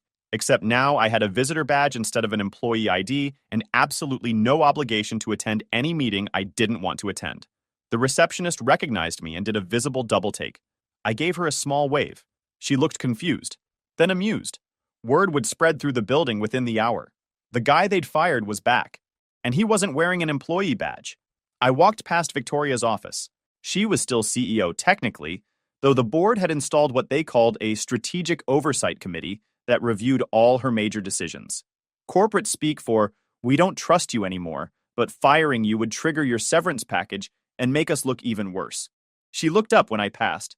We made eye contact for about 2 seconds. I gave her a small nod. She looked away first. Oz caught up with me in the hallway. He was carrying his usual enormous coffee and wearing what appeared to be the same band t-shirt he'd worn the last time I saw him. Mashallah, the prodigal son returns. He said it loud enough that a few people in nearby cubicles looked up. One of them was from finance. She'd been at Vanguard longer than I had. She gave me a small nod. You've been practicing your Arabic. Yup. He fell into step beside me. So what's the plan? You gonna save their butts? I'm gonna stabilize what can be stabilized. 2 of the accounts are probably gone for good. Khalil's team doesn't trust anyone here anymore, but he's willing to talk if I'm the one doing the talking. And Victoria just has to sit there and watch you fix her mess? That's the idea. Oz grinned. Beautiful. You know what this is? This is professional wrestling. You're the good guy making his big return. She's the villain getting what's coming to her. And I'm the announcer providing color commentary. The next 3 months were intense. I flew to Dubai twice, met with Khalil's team personally, and slowly rebuilt the trust that Victoria had destroyed in 15 minutes of arrogance. It wasn't easy. Trust, once broken, doesn't just snap back together. It takes proof, consistency, showing up again and again until people believe you're actually going to stick around. The first trip was mostly damage control. Khalil was cordial but reserved. His legal counsel asked pointed questions about Vanguard's organizational stability. I answered honestly. The company had made a mistake, the board was addressing it, and I was back in a role with full autonomy. The second trip was different. Khalil invited me to dinner at his home. In Gulf business culture, that's a big deal. It means you've moved from vendor to trusted contact. We talked about his son's engineering program, about regional energy policy, about the challenges of working with American companies who didn't understand that relationships aren't line items you can cut from a budget. By the end of that dinner, the account was saved. Not fully restored to where it had been, but stable. Moving forward instead of falling apart. I salvaged 2 of the 4 endangered accounts. The other 2 were gone, lost to competitors who'd been circling like sharks since the walkout started making the rounds in industry circles. But I managed to negotiate exit terms that didn't include lawsuits or formal complaints. Given how badly things could have gone, that was actually a win. The total financial damage was around $6 million in lost contracts and another $2 million in cleanup costs. Legal fees, consulting fees, travel expenses, not as bad as it could have been, but bad enough that the board was asking hard questions about how this had happened in the first place. Victoria resigned 4 months after firing me. The official statement said she was pursuing other opportunities to leverage her strategic vision. The real story, according to Oz, was that the board had given her a choice: resign with dignity or be terminated for cause with the full documentation attached to her permanent record. She chose door number 1. Smart move. I heard she went to work for a consulting firm in Austin, one of those places that helps companies optimize their human capital strategies. I genuinely hoped she learned something, but I wasn't counting on it. My consulting contract with Vanguard ended after 6 months. By then, I'd already accepted a permanent position with Yusuf's firm in Bahrain, head of international operations, based in the Gulf with regular trips back to the States. Better salary, better title, better culture. People who actually understood that you don't build a business by cutting the people who built your relationships. The offer had come together over a series of phone calls and one very long dinner in Manama. Yusuf laid out his vision, expanding into new markets, building partnerships across the region, competing with the American firms who kept tripping over cultural landmines they didn't even know existed. He needed someone the Gulf clients would trust. "You're not just a liaison," he'd said. "You're a bridge. And bridges are hard to build." And the best part? Khalil Al-Farsi moved his contracts to Yusuf's company, specifically because I was there. $7.8 million in annual business, transferred directly because of a relationship. A relationship built over years of showing up, keeping promises, and understanding that business in this part of the world runs on trust. Danny came to my going-away party at Nico's barbecue place. My brother, my best friend, and about 30 other people who'd watched the whole thing unfold over 6 months. The place was packed. Nico had closed low and slow early, specifically for the occasion, which meant unlimited access to his smoker and a tab I was definitely going to regret come morning. Worth every penny, though. Danny was telling the story of Victoria's resignation to a group of people who'd never met her, but hated her on principle. He'd gotten surprisingly good at the impression over the past few months. "We need younger energy," he said in a high-pitched voice, doing air quotes with his fingers. The whole table cracked up. Nico came out from behind the counter with a fresh tray of brisket, still steaming. All right, toast time. Everybody grab a glass." Danny raised his glass. "To institutional knowledge, and the idiots who don't appreciate it until it's gone." Nico added, "And to getting paid. Stupidly, ridiculously, obscenely well." Oz had driven down from the city specifically for the party. "Wouldn't miss it," he said. He raised his own glass. "And to the Arabic email archaeologist, without whom none of this would have been properly documented and delivered to the appropriate oversight authorities." I looked around at the people who'd stuck with me through the whole thing. These were the relationships that actually mattered, the ones that showed up when things got hard. I raised my glass. Victoria learned her lesson at the cost of millions of dollars and her own career. I learned mine too. Some names can't be replaced. Some bridges, once burned, stay burned forever. And now? The Gulf sun is brutal. The coffee is stronger than anything I've ever had, and when clients ask who's handling the relationship, there's only one answer: Brother Garrett. If you enjoyed this video, please hit that subscribe button. It really helps the channel and help us bring you more and better stories. Thanks. My mother refused to help with my kid in an emergency because she's not my servant, but had no problem playing Grandma of the Year for my sister. So I stopped paying her bills and watched the meltdown from my peaceful, drama-free house. Hey Reddit, I, Kevin, 33 male, have never posted anything like this before, but I've been holding this in for way too long. My mom, Diana, 56 female, has always lived in her own world, one where she's the victim, the queen, and the only one who matters. I spent years trying to be the good son, paid her bills, covered her groceries, stayed quiet while she treated my sister Melissa, 31 female, like the second coming, and acted like I was just there. The favoritism was blatant, but when I asked for one small favor during a really rough week, she shut me down in a way that flipped a switch I didn't even know I had. That one moment set off lawsuits, guilt trips, full-blown delusion, and even drama at my wife's job. But the real kicker? The ending still makes people say, wait, you really did that? You'll want to hear how this one plays out. So, I'm not the kind of guy who asks for help. Not because I'm trying to prove anything, but because I've learned that asking my mom for something usually ends up worse than just handling it solo. She's one of those people who can make even the smallest favor feel like you just requested a kidney. But this one time, I didn't really have a choice. My wife, Rachel, 32 female, got hit hard with some nasty fever. Not like a sniffle and tea situation. This was, we're admitting her for observation type stuff. Her temperature was through the roof, and the doctor didn't want to take chances. So she got checked in, and I got handed Eli, our 5-year-old son, along with the sudden realization that I had zero backup. Our babysitter was out of town. Rachel's side of the family lives too far away. Most of my close friends were either working or had their own kids to juggle.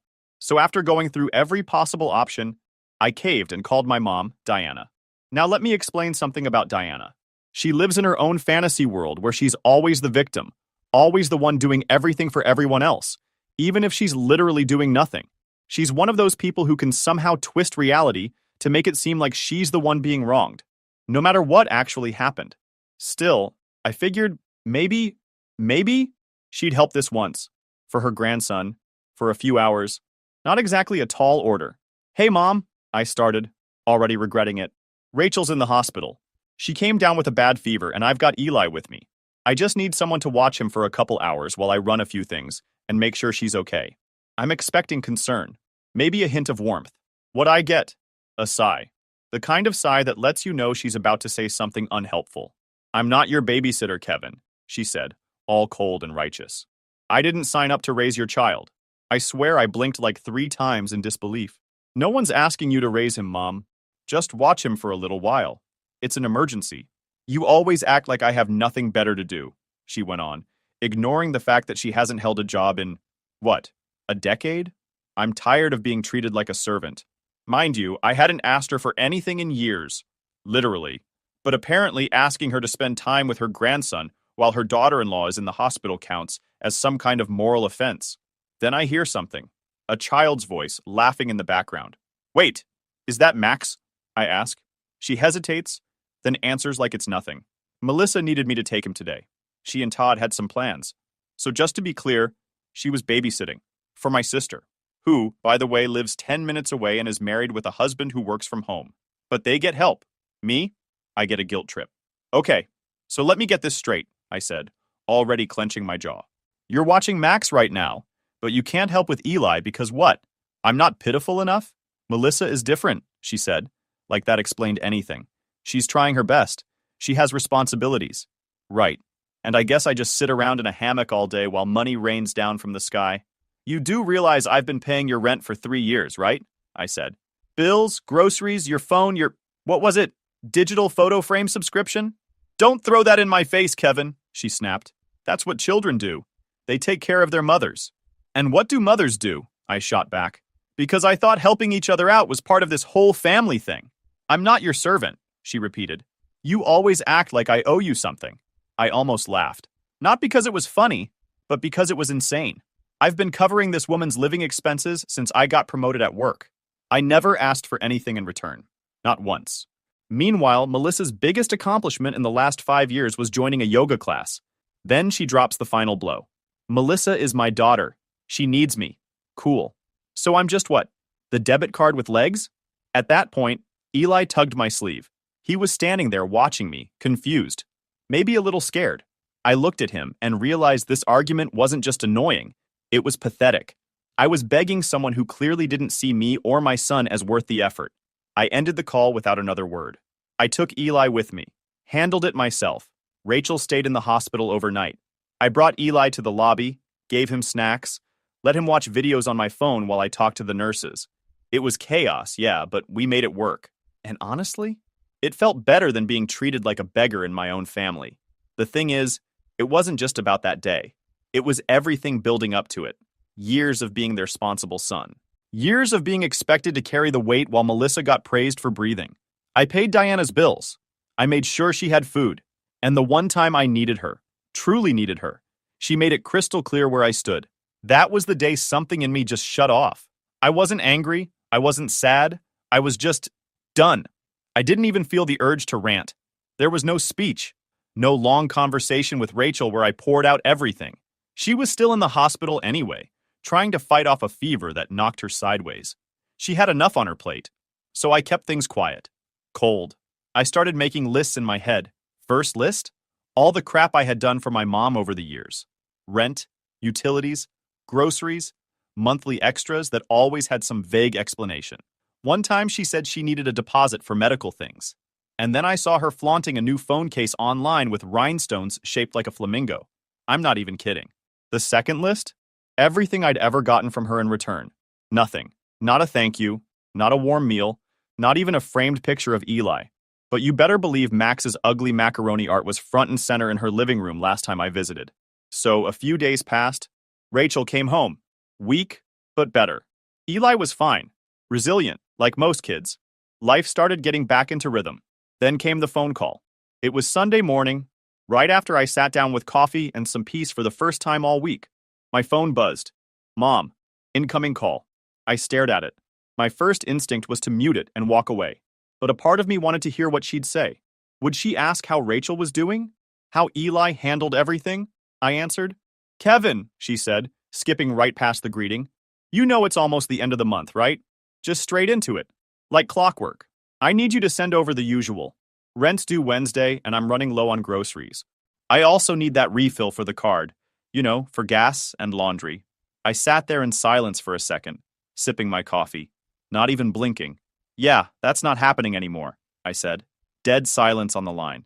Then the voice changed. That fake sweetness that she tries when she senses something slipping. What do you mean? You're just stressed, sweetie, I understand. It's been a tough week.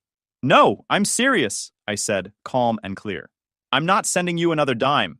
Not this month. Not next month. Not ever again. There was a pause. Then she laughed. Not a normal laugh. One of those annoyed, you must be joking kind of chuckles. Kevin, don't be ridiculous. I'm your mother. And I'm a husband. And a dad. And someone who's been bankrolling your lifestyle for 3 straight years while getting treated like garbage in return. She gasped like I'd just insulted the Pope. You think raising you was free? Do you know what I sacrificed for you? Oh, the greatest hits album was coming out now. I let her play it. You were a sick baby, Kevin. You cried all the time. I stayed up for nights. I gave up everything for you. And now you want to abandon me? You mean the same way you bailed on Eli when Rachel was in the hospital? The same way you're sitting there playing Grandma of the Year for Melissa's kid while treating mine like an afterthought? Her tone dropped.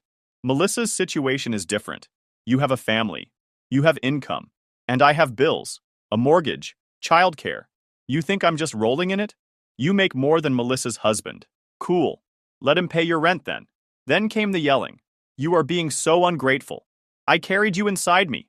I wiped your nose. I gave you life. Yeah, I said. And I repaid you with 3 years of direct deposits. That chapter's over. I could practically hear her pacing. I'd seen this routine before. The building rage. The manipulation. The switch flip from guilt to anger to full-blown drama. You're going to regret this, Kevin. Mark my words. Melissa would never treat me this way. Good. Then she can be the one to keep your lights on. She hung up. No dramatic exit. No tears. Just a pissed-off slam of a phone call ending. I sat back, finished my coffee, and felt something I hadn't felt in a long time. Relief. Like stepping out of a stuffy room and finally catching fresh air. Rachel came into the kitchen a few minutes later, wrapped in her robe, moving slowly but looking better. She could tell by my face something had happened. She call? She asked. I nodded. Wanted her monthly stipend. Rachel raised an eyebrow. And? Told her the bank of Kevin is closed. She didn't say anything at first. Just walked over, kissed me on the cheek, and grabbed a slice of toast. That was her way of saying finally. I didn't think that would be the end of it. With my mom, it's never that simple. But something had shifted. I wasn't the desperate to please son anymore. I wasn't going to get yelled into guilt trips or emotionally blackmailed by someone who made me feel like a walking debit card. I had a family now. A real one. A wife who appreciated me. A kid who thought I was a superhero for letting him eat a second dessert. That was the stuff that mattered. My mom? She could figure out how to pay her own bills. Maybe she and Melissa could start a GoFundMe for emotional damages. Either way, I was done playing the role of the forgotten son with the open wallet. I didn't make some grand speech about it. I just stopped. Quietly.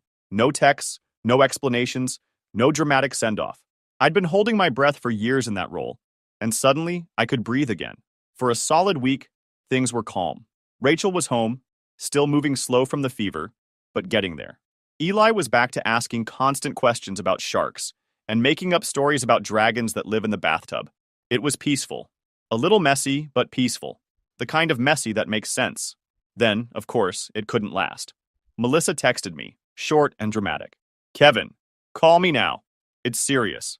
Mom is in the hospital." And I just stared at it. Not gonna lie, I didn't feel alarmed, just annoyed. It read less like emergency and more like bait, but I called her anyway, mostly out of curiosity. She picked up quick, voice already shaky, like she'd been practicing. According to her, our mother collapsed. Too much stress. Apparently, being cut off from her monthly lifeline was just too much.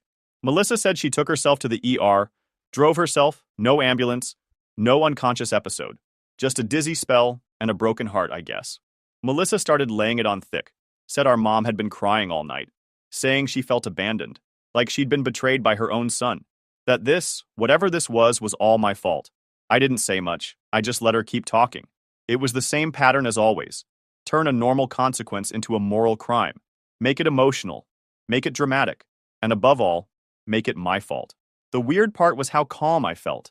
A few months ago, this would have made me feel sick with guilt. But now, it just felt recycled. After I hung up, I did what any rational person would do. I called the hospital. No shame about it either. I wasn't about to panic over some staged fainting scene. Sure enough, the nurse confirmed she'd been in. Mild dehydration. Released that morning? Not admitted. No overnight stay, just a quick pit stop and some paperwork. I wasn't even surprised. Honestly, the only shocking part was how fast they played the hospital card. I figured I'd at least get a week of passive-aggressive silence first.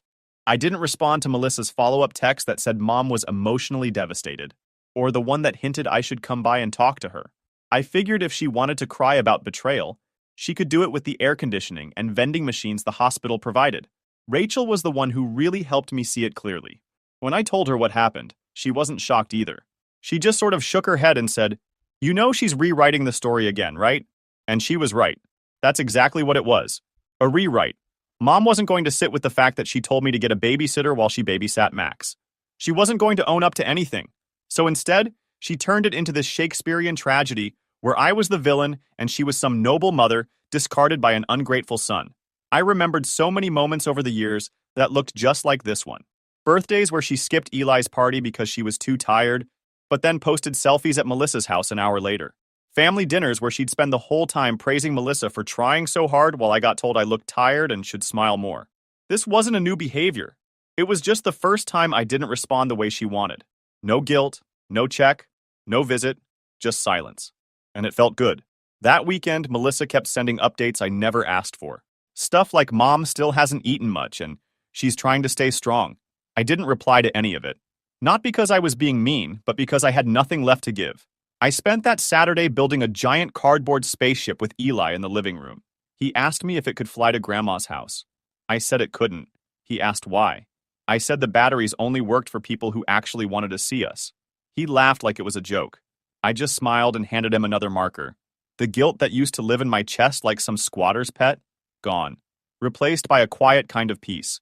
Sunday night, I got a notification from Facebook. Diana had posted some cryptic, passive-aggressive status. Some people only love you when you're useful to them. But I forgive. I always forgive. Because that's what real mothers do. 32 likes.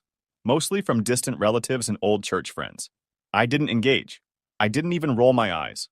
I just turned off notifications for her posts. It wasn't worth my time anymore. That's the part people don't tell you about setting boundaries. It's not just some angry fight or a dramatic moment. Sometimes it's just choosing silence. Choosing not to respond. Choosing to build a cardboard spaceship instead of walking back into someone else's drama. The silence from Melissa and Diana held for about 3 days after that. Not a peep. I figured maybe they'd moved on to sulking in group chats or gossiping with the cousins, who only remember I exist when someone's in the hospital or dead. But then came Thursday. Rachel was back at work by then. Still not 100%, but stable. Her job's pretty chill. Admin role at a clinic, front office stuff, phones, forms, scheduling, quiet space, clean professional environment. You'd expect a certain level of decency from anyone who walks through the doors. Too bad decency isn't something Diana packs in her purse. I got a text from Rachel around noon, just 3 words. She's here, unreal, followed by a second. Don't come yet. The fact that she said yet was enough to make me throw on shoes and grab the keys. By the time I got there, Rachel was already standing outside the building. Calm, arms crossed, still in her scrubs. And just a few feet away, Diana was being escorted out by a security guard, still muttering under her breath, still clutching that peeling gold purse like it was full of dignity she didn't earn. I pulled up, parked halfway over a line like a lunatic, and stepped out. Rachel just pointed at the front doors. She showed up like it was a normal visit, smiled at the receptionist, asked to speak to me, said it was urgent. Diana wasn't subtle. She walked in there like she was the one doing Rachel a favor, all warm voice and fake concern. People in the waiting room actually smiled at her. She always knew how to play friendly when she needed an audience. Rachel continued explaining, and I just stood there trying not to grind my teeth. She waited until we were in the break room and no one else was around. Then it flipped, totally unhinged. I didn't interrupt. I let her finish. She told me I ruined you. I blinked. What? She said, and I quote, "You poisoned my son's heart. You're the reason he's turned against me. You've been brainwashing him since the day you got married." I couldn't even process it at first. It was such a load of psychotic nonsense that my brain needed a second to translate it. Rachel wasn't even mad. She looked tired, more irritated than anything. She said I robbed her of her motherhood, she added, that you were always a good boy until I got in the way. She even said I lured you in with pity, because I knew you were too kind to leave a sick girl alone. My jaw tightened. I had no clue what that even meant. Rachel had the flu when we met. Once. That was her sick girl story, apparently. Then she called me controlling, that I kept you from helping her, said I turned you into a cold, heartless man. I was shaking my head, trying to stop myself from laughing. What did you say? Rachel shrugged. I told her this wasn't the 1800s, and that you make your own choices. Then I told her to leave the clinic immediately, or I'd call security. Apparently, that set Diana off. She started raising her voice. Not full screaming, but enough for people in the hallway to hear. Started talking about how she's sacrificed everything to raise me. How some women marry good men just to break them. One of the nurses stepped in, tried to calm her down. Diana turned on her too. Called her a nosy brat. That's when the front desk called security. She left before they arrived, Rachel said. Stormed out calling me a snake. A snake. That was a new one. Rachel took a deep breath, looked at me like she was finally letting herself exhale. I didn't want to tell you right away, she said, but I knew she'd spin it her way somehow, so I figured I'd better get ahead of it. I nodded. Thanks for handling it. I didn't do anything special, she replied. I just didn't let her pull me into her insanity. I offered to drive her home. She insisted on finishing her shift. She wasn't going to let Diana ruin her day. Back at home, I kept thinking about the whole thing. How Diana had fully convinced herself that Rachel was some evil mastermind. Like I was just a brainless idiot following orders. It was laughable, but also sad. Like watching someone self-destruct with the same fire they expect everyone else to put out for them. Around dinner time, Rachel finally got home. She looked exhausted, but fine. We didn't talk much. Eli was too busy pretending his spaghetti was a monster. The next morning, Melissa sent me a text. It was long, full of passive digs. I heard Mom tried to visit Rachel. She was trying to make peace. You two didn't have to embarrass her like that. Make peace? She went to Rachel's workplace to rant about mind control. That's not peace. That's just delusion with lipstick on it. I didn't answer. Instead, I printed out a timeline of every deposit I had made to Diana over the last 3 years. I stored it in a folder. I added texts, voicemails, screenshots. I wasn't planning on doing anything with them just yet, but the way things were escalating, I figured it was better to be ready. Rachel supported it. She didn't push me either way, but she said, if she's this bold, she might try something worse. And she was right, because Diana wasn't done. She thought she could guilt me, fail, then drag Rachel into it, fail again, and still keep pushing. And that told me something important. She wasn't just entitled. She was dangerous, and I wasn't going to let her anywhere near my wife or my kid again. After the stunt she pulled at Rachel's work, I knew Diana wasn't just being dramatic. She was spiraling. It's like she couldn't handle not being in control of the narrative anymore. She was used to playing victim and being believed without question. That stopped working, and now she was looking for whatever scraps of leverage she could still grab onto. At this point, I had blocked her number. I wasn't doing it out of spite. I just didn't want to give her the option to reach me and blow up my day. Melissa tried to play the in-between, but I ignored most of her messages too. I didn't need a translator for delusion. That was the week the envelope showed up. No name on the front, just my address typed.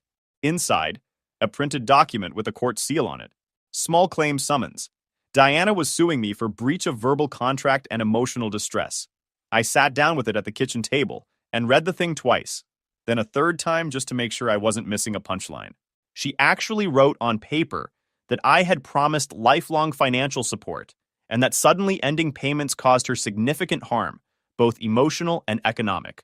Rachel walked in while I was holding the paper like it was radioactive. She finally did it, I said. She took it to court. Rachel read it over. Didn't even flinch. Guess she wants to get laughed out of a courtroom now. Honestly, I wasn't even that stressed. Mostly annoyed, but I figured if she was taking it that far, I'd better be ready. So I pulled out that folder I started building after her work visit. It had everything. Bank transfers, timestamps, texts, even the screenshot of her Flamingo phone case she posted the same week she claimed she couldn't afford groceries. I also included the call log showing how I asked her for one favor, watching Eli, and how she said no while actively babysitting Melissa's son. I even had the hospital statement showing her collapse was nothing more than mild dehydration with a vending machine visit. Court day came quick. It wasn't some dramatic trial like on TV, just a basic small claims hearing in a dull room with folding chairs and a judge who looked like he'd seen every kind of nonsense the city had to offer. Diana was already there when I walked in. Full black dress, hair curled, like she was attending a funeral. She didn't look at me, just sat stiff with a folder of papers on her lap. I wasn't nervous. I didn't even bring a lawyer. Didn't need one. They called our names and we went up. When the judge gave her the floor, Diana launched right into it, like she'd been rehearsing this speech in the mirror every night. She told the judge she was an abandoned elderly woman, that her only son had promised to support her indefinitely, and that his sudden refusal caused her to suffer. She pulled out highlighted bank statements showing the money I had sent her over the years, like it was proof of a binding agreement. The judge, to his credit, let her finish without a word. He just nodded occasionally, glanced at her paperwork, and waited until she sat down. Then it was my turn. I handed over my folder. I walked him through the timeline. How the payments were never part of a contract, verbal or written. How I supported her out of kindness, not obligation. How the money stopped only after she refused to help when my wife was hospitalized, and she was watching my nephew instead.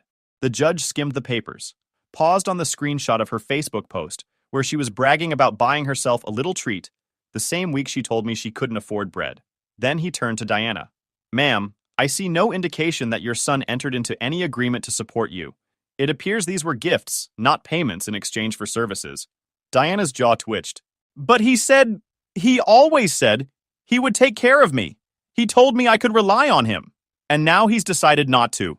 That's not illegal, the judge replied. There's no law that says an adult child must financially support a parent. She tried one more swing, claiming emotional distress, but the judge cut her off. Ma'am, being upset by someone's personal decision is not grounds for a financial judgment. That was it. Dismissed. No further discussion. She just stood there like she'd been slapped in slow motion. She didn't say thank you. Didn't even gather her papers. She walked out stiff, like a mannequin on a bad day. I didn't follow her. I waited a few minutes, then left the courthouse through the side door. I wasn't in the mood for another meltdown or one of her lectures in the parking lot. Back home, Rachel had already made lunch. Nothing fancy, just grilled cheese and tomato soup. I sat down and filled her in. She tried to play the emotionally abandoned mother card, I said, dipping a sandwich. Judge didn't buy it. Rachel raised her glass of water like a toast. To public records and paper trails. We laughed. Not because it was funny, but because there was finally nothing left for her to twist. She had taken it to the end of the road and got shut down in front of a real authority figure. Someone who wasn't emotionally manipulated by tears or guilt. It felt final. There were no calls that evening. No texts. No follow-ups from Melissa. No cryptic Facebook posts or shared quotes about being wronged. Just quiet. And it was glorious. 2 weeks of peace. 2 whole weeks where I didn't have to deal with flying guilt trips or weird phone calls pretending to be emergencies. It was the longest stretch of silence I'd had since I stopped paying Diana's bills. I'd almost started to believe it was over. Then Rachel got a text from one of her friends, who lives near Melissa. "Pretty sure your mother-in-law just moved in with your sister. Saw her unloading bags with that leopard print purse?" So there it was. Diana had officially landed at Melissa's place. And yeah, I saw it coming. Her ATM aka me stopped funding her rent, so she most probably got kicked out, and Melissa was always the favorite, always the one Diana claimed understood her. If anyone was going to take her in, it was her. What did surprise me was how fast it went downhill. By day 3, Melissa texted Rachel saying her mom was adjusting. Code for, she's already making people miserable. By day 5, the updates changed. Less spin, more tension.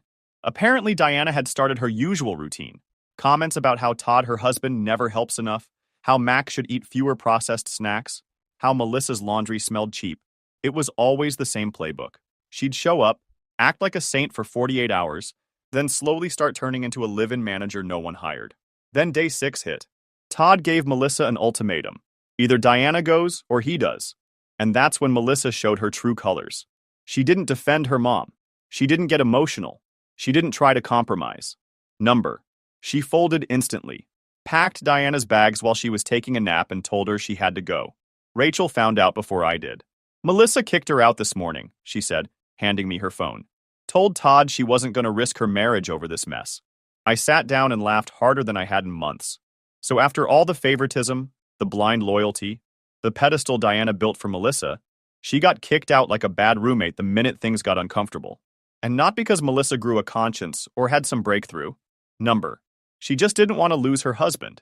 She took Diana in to look like the good daughter. But when things got inconvenient, she flipped without hesitation. All self-preservation. No spine. Rachel scrolled to the next text. She didn't even let her finish her coffee. Just dropped her off at a bus stop near the shopping center. Now that was brutal. Diana didn't call me. She didn't message. But I heard she tried calling some of my cousins that afternoon, asking if anyone had a spare couch. Nobody bit. Her meltdown at court had apparently made the rounds, and people were keeping their distance. I imagined the look on her face sitting at that bus stop with her leopard print purse and nowhere to go. Not because I wanted her to suffer, but because it was the first time in her life she had no one left to blame but herself. She gambled everything on Melissa's loyalty, and Melissa folded like a lawn chair. A few days later, I ran into Todd at a gas station. He looked free, like a man who'd just moved out of a haunted house. "Surprised you're still married," I said. He shook his head. "Barely. I told her if she ever pulls that again, we're done for real." Then he said something that stuck with me. "Your mom doesn't know how to live anywhere without trying to run it. It's like the second she steps inside, she thinks she owns the place." But I nodded. That's been her thing forever. "She called me Kevin," he added. Dead serious. Looked me in the eye and said I'm acting just like her son, like it was an insult. I actually laughed.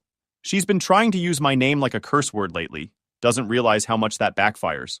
He smiled, shook his head, and got back in his car. The next update came from someone on Facebook. A random acquaintance of Melissa's posted a vague status about watching someone kick out their own mother. No names, but it didn't take a genius to figure it out.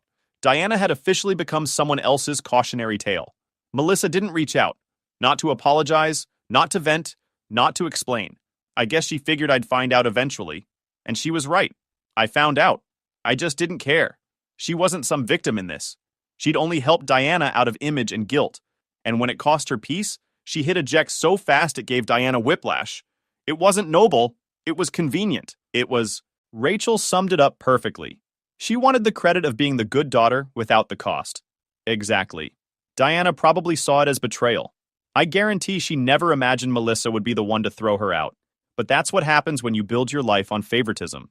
Eventually, the golden child drops you too. By the end of the week, Diana had no place to stay, no money coming in, and no one in her corner. And the one person she'd always dismissed, me, was at home with a stable family, a peaceful house, and not a single ounce of guilt left. That didn't stop her from trying one more time. She showed up. I don't know how she got to my neighborhood. Bus? Uber? Guilt-powered broomstick? Either way, there she was. Sitting on the porch like a statue, arms crossed, face tight, and that purse with the peeling gold zipper sitting beside her like it was also exhausted. Rachel saw her first. She tapped the window and said, "Your mother's out front." I stepped outside and closed the door behind me. No yelling, No build-up, just me, standing there while Diana looked up like she'd been waiting years for a moment like this. Kevin, she said, voice worn and flat, I have nowhere to go. I didn't respond. I called everyone, she went on. Melissa blocked my number. Todd won't take my calls. Your cousins pretend they don't see my messages. I still didn't respond. She stood up slowly. Her eyes scanned the front of the house like she was mentally appraising it. Like maybe she was already imagining where her throw pillows would go. I know I made mistakes, she said, but I'm still your mother. I finally looked her in the eye. You're not here for an apology. You're here because you ran out of options. She flinched. Not much, but enough to know she felt it. I don't need much, she said, just until I figure something out. And what happens when something takes a year? I asked. Or 5. It won't, she said quickly. I just need time, a chance, somewhere safe. For a moment, the silence stretched. Rachel was probably watching through the blinds. Eli was inside on the tablet. Life had finally become quiet, manageable, free. And here stood the woman who'd spent years stomping through my peace with entitlement like it was her birthright. Everything in me wanted to tell her to leave, but I didn't. I stepped aside. 1 week, I said. No longer. Her eyebrows twitched like she didn't quite believe it. I didn't too, to be honest. She nodded and picked up her bag. She walked in like she hadn't been kicked out of 3 homes and a courtroom in the span of a month, like she was just coming home from vacation. She smiled at Rachel, who did not smile back. She waved at Eli, who ignored her. I didn't explain myself to Rachel that night. I didn't need to. She knew exactly what this was. It wasn't mercy. It was containment. A final, slow-moving crash test that would prove once and for all who this woman really was. Not to me, I already knew, but to herself. Diana had spent her whole life seeing herself as the one who gave, the one who suffered, the one who deserved. She was about to spend a week watching everything she broke from the inside out. Melissa had already tossed her. Todd left without blinking. The cousins went radio silent. And now? She was stuck living under the roof of the same son she humiliated, sued, and treated like a disposable wallet. For the first time, Diana had no audience left to perform for. No golden child, no backup plan, just the mirror. And yeah, I let her in. Because watching her squirm under that silence was worth every second. On New Year's Eve, my parents shut down my proposal saying, "You don't deserve to carry the family name," and that my brother should marry first. So I cut them off and moved on until years later. A hospital confession revealed why I was only kept alive. Hey, Reddit. Growing up, my parents made it pretty clear I was the backup kid. I didn't fight it. I just built my own life and walked away. I thought that would be the end of it. Turns out, they had other plans. Before I get into all that, I need to start at the beginning. I'm Joey. I'm 23. I work full-time, keep my head down, pay my bills, and don't ask my parents for anything. I have an identical twin brother named Ross. Identical on paper only. Our faces matched. Our builds didn't. Growing up, you wouldn't guess we came from the same house if you watched how we were treated. Ross is taller than me, broader, athletic, the kind of guy adults naturally pat on the back. Teachers loved him. Coaches loved him. My parents, Walter and Lizzie, built their whole identity around him early on. He wasn't just their son, he was their investment. I was the extra part that came with the package. I'm not quiet or timid, never was. I noticed things early and I didn't pretend not to. I use humor when things get uncomfortable, and my parents hated that. They prefer silence and compliance. They called my attitude difficult. Ross didn't have an attitude. Ross had potential. We shared a room growing up, which is where the difference became impossible to ignore. Same room, 2 different lives. Ross's side had the window. Better light, better air. He had a new desk, clean drawers that didn't stick, shelves that weren't bowing in the middle. When a poster peeled or got ripped, it got replaced. When a gadget came out, it somehow ended up on his side of the room. My side was hand-me-downs. A dresser with 1 drawer that never closed right. Old paint with scratches that never got touched up. If something broke, it stayed broken. Nobody ever said that was the rule. It just was. You could stand in the doorway and see it clear as day. Physical proof of who mattered more. Lizzie made it worse without saying a word. She touched Ross like she was proud to be seen with him. Hand on the shoulder. Straightening his collar before school. Small gestures that said, "This one is mine." With me, touch only came with correction. Pulling me back from a conversation. Pressing 2 fingers into my arm to shut me up. A hand on my chest to stop me from stepping forward. I don't remember her hugging me. I remember her adjusting me. Walter wasn't subtle either. Everything Ross did was about the future. Sports were about scholarships. Friends were about connections. If Ross messed up, it was growing pains. If I did the same thing, it was proof I wasn't built right. I didn't cry about it. I didn't beg. I made comments. Short ones, dry ones. Stuff like, guess my side of the room didn't qualify for the upgrade. That usually got me a look from Lizzie and a lecture about being dramatic. Ross would smirk sometimes, not in a cruel way. He was a kid enjoying good treatment. He didn't question it because why would he? The birthday dinners were the worst because they pretended to be neutral ground. Joint celebration, same candles, same table, same speeches. One year, we're sitting there with relatives from both sides, and the cake comes out. Big white frosting, blue trim. In the center, written clean and bold, is Ross's name. Just Ross. No space left, no correction, no hesitation. The room goes quiet for a half second, long enough for everyone to notice. I look at the cake, then at my parents, then back at the cake. I say, guess I'm sharing his wish this year. Just enough to acknowledge reality. Lizzie snaps back immediately, tells me to stop being dramatic, says it's just a cake. A few relatives laugh in that uncomfortable way people do when they don't want to pick a side. Ross looks down at his plate. Nobody fixes it. We eat the cake anyway. That was childhood for me. Nothing explosive, just 1,000 little reminders of where I ranked. Once, not long after that, I caught Lizzie looking at me in a way that didn't match her usual irritation. It wasn't anger. It wasn't disappointment. It was something tighter. Fear, maybe. Or guilt. It lasted maybe a second before she noticed me looking back.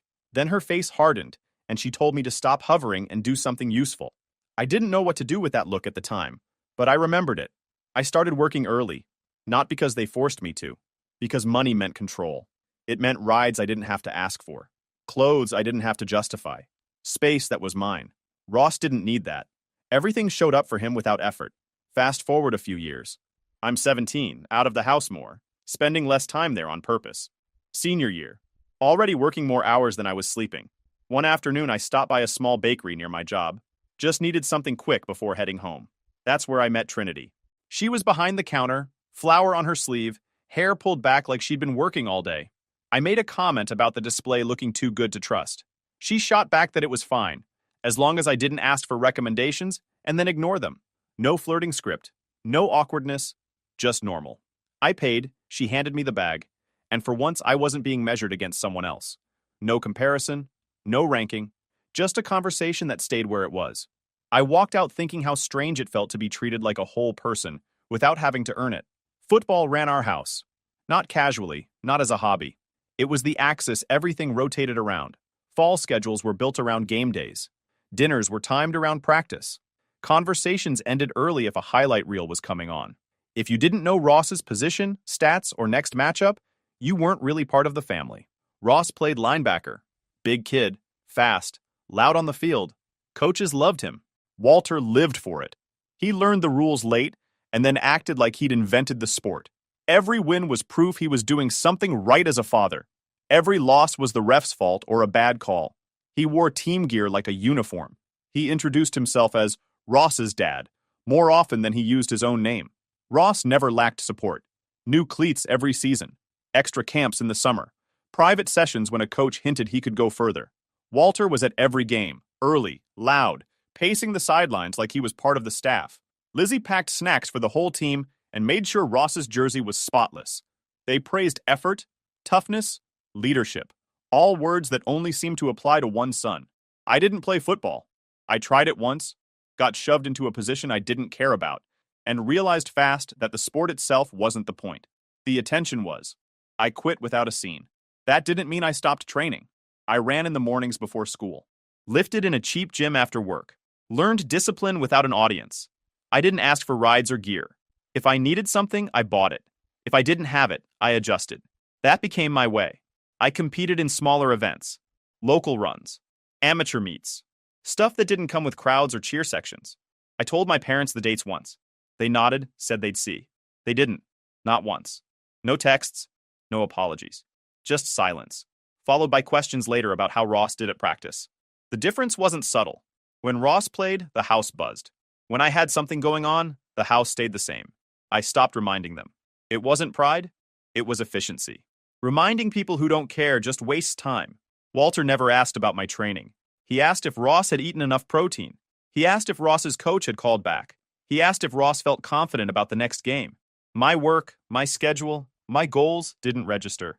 Lizzie was quieter, but sometimes worse. I'd be stretching in the driveway or running drills in the backyard and I'd feel eyes on me. I'd look up and catch her watching from the kitchen window. Her face never showed approval or annoyance in those moments. It was something else. Tight. Unsettled. Like she wanted to say something and didn't know how. The second I noticed, she'd turn away or snap at me to stop pacing holes in the grass. One Saturday, I had an event Trinity knew about. She'd asked earlier in the week, casual, like it wasn't a big deal. I told her she didn't have to come. She showed up anyway, sat on the bleachers with a coffee and watched. The stands were empty. No Walter pacing, no Lizzie taking photos. Just her, a few strangers, and the sound of shoes on pavement. After, we walked back to the car. She didn't say anything right away. Then she asked, "They always skip this stuff?" I shrugged. Same move I'd perfected over the years. "They're busy." She didn't argue, didn't comfort. Just nodded like she understood exactly what busy meant in that context. That was the thing about her. She noticed patterns and didn't pretend not to. Back home, Ross came in talking about practice. Walter listened. Lizzie asked questions. I went to my room and stretched in silence. I didn't resent Ross for it. I resented the rules of the house. Sports weren't about teamwork or growth there. They were currency, status, proof. So I kept training without witnesses. I got stronger without praise. I learned early that silence was easier than disappointment, and that discipline didn't need an audience to work. The next 4 years were a blur of shifts and syllabi. I didn't glide through college. There was no smooth path, no safety net, no stretch where things felt easy. I worked my way through it the same way I handled everything else in my life. Head down, no complaints, no expectation that anyone would step in if I stumbled. Full class load every semester. Part-time jobs stacked whenever I could manage them. Sometimes 2 at once. Early mornings that started before the sun was up. Late nights that ended with me eating whatever was cheapest and fastest. Weeks blurred together. Wake up, work, class, work again, sleep. Repeat. I didn't tell my parents when things were hard. Not because I was hiding it, but because they never asked. They didn't check in about exams or deadlines or whether I was burning out. I didn't need applause anyway. Applause doesn't pay tuition. I needed the degree. That was the whole point. Trinity was the only consistent presence through all of it. She didn't treat my schedule like something to fix. She didn't give speeches or try to hype me up like a coach before a game. She just existed in my life without conditions. Coffee waiting before early exams. Food in the fridge when I got home late and barely had the energy to speak. A simple, "You good?" that didn't demand a detailed answer or a performance. If I said yes, she accepted it. If I said no, she didn't panic. That steadiness mattered more than encouragement ever could. Graduation day was supposed to be neutral. That's what I told myself. Public space, too many people around for anything weird to happen. Caps and gowns everywhere. Families packed together on metal chairs that creaked when people shifted. I figured at worst it would be quiet and awkward, maybe a little tense. I underestimated how intentional my parents could be when they had an audience. We found our seats early. Ross was a few rows ahead of me, already posing for pictures with Walter and Lizzie. Walter's arm was locked around Ross's shoulders, tight, like he was afraid someone might pull him away at the last second. Lizzie kept adjusting Ross's gown, smoothing wrinkles that weren't there, fixing the cap that didn't need fixing. She looked proud in a way she never looked standing next to me. I stood there with Trinity, watching it happen. I didn't step in. I didn't need to. I already knew how this part played out. The ceremony itself passed in pieces. Names called, applause rising and falling in waves. People cheering louder for some names than others. When Ross's name was read, the clapping around us got louder. When mine was read, Trinity clapped immediately. Ross clapped too. I saw him turn halfway, scanning the crowd for our parents. They clapped, but it felt late, like they were remembering they were supposed to. After it ended, the lawn filled up fast. Cameras everywhere. Balloons bobbing over heads. Parents hugging their kids like they were seeing them for the first time. Walter waved us over and told us to follow him to the parking lot. He said it with that tone he used when he had something planned and wanted an audience. Ross got there first. Walter stopped next to a shiny black Mustang parked near the curb. Clean, new, impossible to miss. He reached into his pocket and tossed Ross the keys. Loud. Deliberate. "You earned it," he said, like he was announcing a scholarship win. People around us turned. A couple of Ross's old teammates cheered. Someone whistled. Phones came out instantly. Lizzie hugged Ross, quick and tight, like this moment had been rehearsed down to the timing. Ross laughed, surprised but pleased, holding the keys like he wasn't sure if they were real. Then Walter turned to me. He reached into his jacket and handed me a small box. Light enough that I already knew what it was before I opened it. Inside was a watch. Cheap metal band. The kind you buy last minute because you feel like you should bring something. Lizzie smiled and said, "We're proud of you too, son," in the same tone someone uses when they remember to thank a waiter. I looked at the watch, then at the car, then back at the watch. I didn't plan what I said next. It just came out. "Guess I'll be on time for work." It wasn't loud. It wasn't angry. Just a comment that landed exactly where it needed to. For a split second, Lizzie's face changed. Not anger, not annoyance, fear. Like I'd said something I wasn't supposed to know. Like I'd brushed against a wire she'd been taping over for years. Her eyes locked on mine, wide and sharp, and for that brief moment she looked exposed. Then it disappeared. Her jaw set. Her mouth tightened. "Why do you always have to do this?" she snapped. "You can't just let one moment be about your brother?" Walter stepped in immediately. Said I was making a scene. Said this wasn't the time. Said I always had to turn things into something they weren't. People around us pretended not to listen while very clearly listening. Conversations nearby slowed. Phones angled slightly in our direction. Trinity didn't say a word. She stood next to me, steady, her hand brushing my arm once.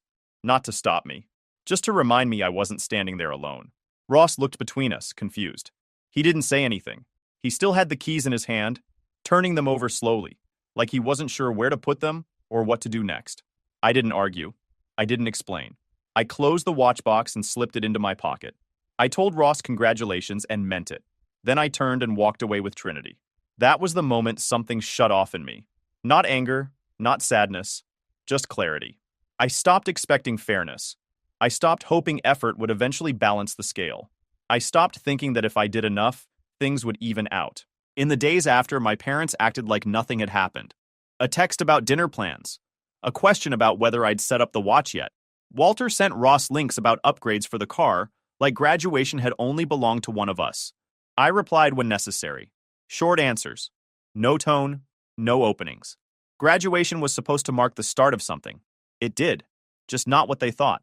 6 months later, New Year's Eve rolled around and my parents tried to sell it as a reset. The New Year's Eve party was supposed to be neutral ground. That's how Lizzie pitched it. Both families, one house, clean slate. No drama, just food, noise, and counting down like everyone else. Walter and Lizzie's place was packed. Relatives I barely talked to. People who remembered Ross's stats better than my job title. Kids running between rooms. Music too loud. Everyone holding plates they didn't really want. It was loud enough that you couldn't have a real conversation, which I figured was the point. Trinity stayed close to me. She knew what these events were like. I had the ring in my jacket pocket, heavier than it should have been for something that small. I'd thought through this 100 times. Where to stand. When to do it. I wasn't nervous about her answer. I was realistic about my parents. About an hour in, Lizzie pulled Trinity aside. I noticed immediately. Lizzie didn't ask. She just leaned in, hand on Trinity's elbow, steering her toward the kitchen like it was nothing. I stayed where I was and watched Ross talk to an uncle about work. 10 minutes later, Trinity came back. Same expression. Calm. No anger. She waited until we were near the hallway and said quietly, "Your mom says you can be difficult." She said it like a warning. I nodded. "Yeah, that tracks." She asked if I was okay. I told her I was. And I was. At least I thought I was. Walter clinked a glass. Loud, sharp, the music cut, everyone turned. I hadn't planned on a toast yet, but apparently Walter had.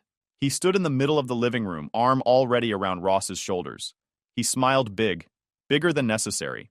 He talked about family, about growth, about the coming year and how proud he was of Ross's direction, his discipline, his stability, his trajectory. He used that word twice. He didn't mention me. Not once. People nodded. A few clapped early. Lizzie beamed like this was the point of the night. Ross looked uncomfortable, but didn't pull away. Walter finished with, "Some people just know how to build something solid." That was my cue. I wasn't waiting for the room to come back to me. I stepped forward before the applause died down. I didn't raise my voice. I didn't ask permission. I took Trinity's hand, dropped to one knee, and pulled out the ring. The room went silent in a way that felt intentional, like everyone was waiting to see what would happen. Walter had been drinking just enough to make his confidence louder than his judgment. Before Trinity could even react, Lizzie gasped and stepped forward. Walter moved faster.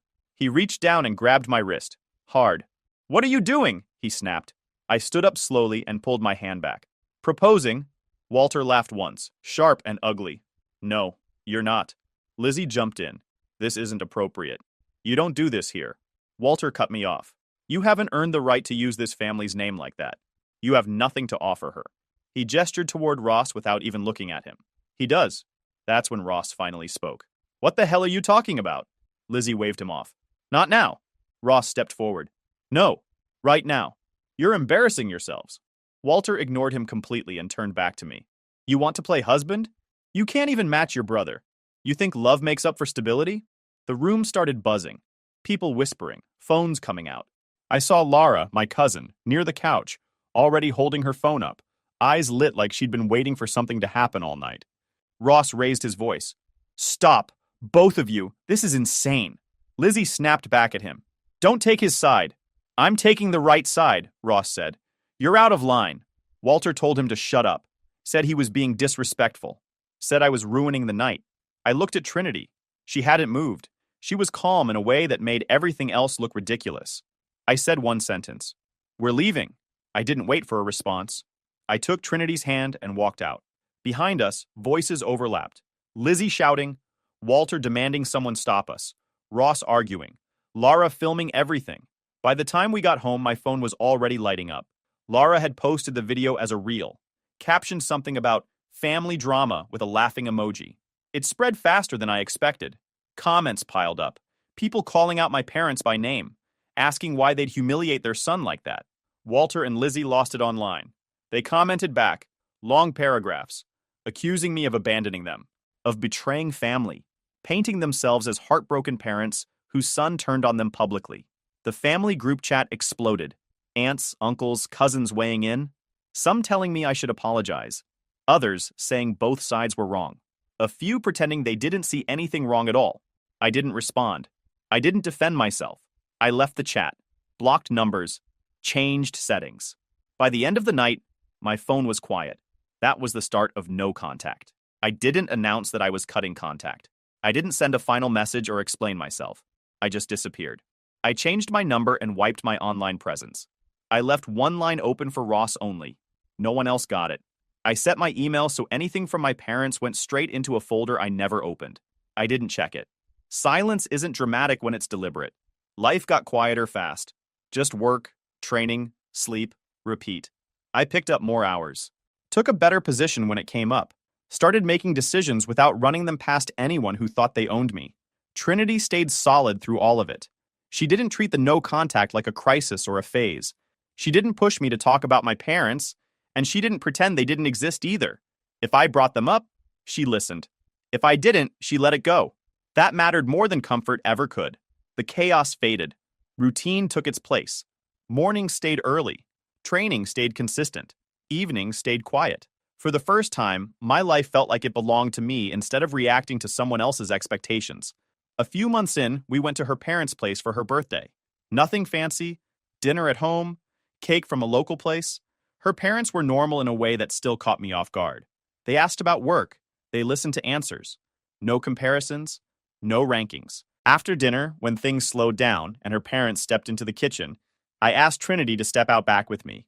No crowd, no toast, no interruption. I didn't get on one knee this time.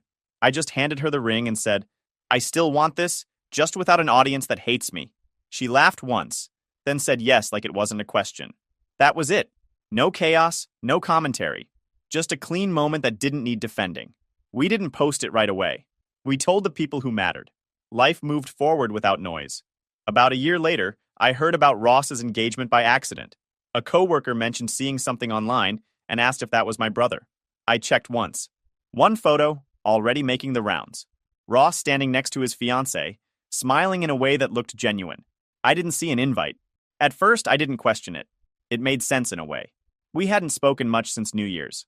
I figured Ross had chosen his side. It stung, but not enough to reopen anything. I'd already accepted that distance was the cost of peace. A week later, Ross called. I almost didn't answer. I picked up out of curiosity, not hope. "Hey," he said. He sounded tense. That was new. I told him he had 5 minutes. He didn't argue. He explained why I wasn't invited to the engagement party. Walter and Lizzie had pushed hard. Said inviting me would send the wrong message. Said it would stir things up. Said it would shift attention away from Ross's moment. They framed it as protection. Ross went along with it. Not because he agreed, but because he froze. Same pressure. Same habits. I hated myself for it, he said. I should have called you immediately. I let him talk. He didn't soften it. He didn't excuse it. He apologized. Clean and direct. I believed him. I told him I'd assumed the worst, and that part was on me. I told him I wasn't angry. I was tired. There's a difference. He asked if we could meet. I said yes, but not at either of our houses. We met for coffee. No parents, no background noise. Just two grown men sitting across from each other without anyone managing the conversation. Ross talked more than I expected. About how the proposal incident cracked something open. How seeing our parents humiliate me in public felt different than hearing them do it privately. How defending me didn't come naturally at first, and how much that bothered him afterward. I thought the pressure was normal, he said. I didn't realize how much of it missed me completely. I didn't unload years of resentment. I didn't need to. He wasn't asking for forgiveness for the past. He was taking responsibility for the present. I told him the truth. None of this was his fault. He didn't design the rules. He just benefited from them. That didn't make him the enemy. It made him human. He looked relieved, like he'd been holding something heavy without knowing what it was. We didn't hug. We shook hands. That felt right. After that, we talked occasionally. No forced closeness. No pretending the past didn't exist. Just honesty and space. That's when something finally settled for me. I stopped tying Ross to our parents in my head. He wasn't the reason I grew up overlooked. He just grew up protected. Life stayed quiet. Good quiet. Trinity and I moved forward without interference. Plans stayed ours. Decisions stayed clean. For the first time, my future wasn't competing with my past. We kept the wedding small on purpose. Trinity and I didn't want a crowd that felt like an obligation. We wanted people who knew us, not people who needed to be impressed. The guest list was tight. Friends who'd been around long enough to know the real version of us. Her parents.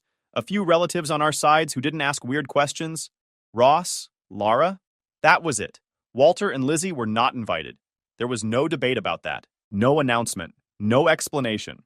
An invitation is a privilege, not a birthright. They'd lost that a long time ago. The day itself was calm. No rushing. Trinity looked relaxed in a way that made everything else fade out. Her parents treated me like I already belonged there. No speeches about family legacy. No comments about what I owed anyone. Ross showed up early. He didn't make it awkward. Didn't act like a mediator.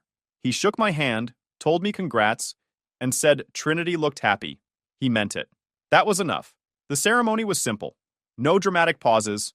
No long vows that tried to fix old wounds. We promised what mattered and moved on. When it was done, I felt lighter than I expected. Not because I'd gained something, but because I hadn't had to defend it. We didn't post anything that day. Phones stayed in pockets. The night ended quietly.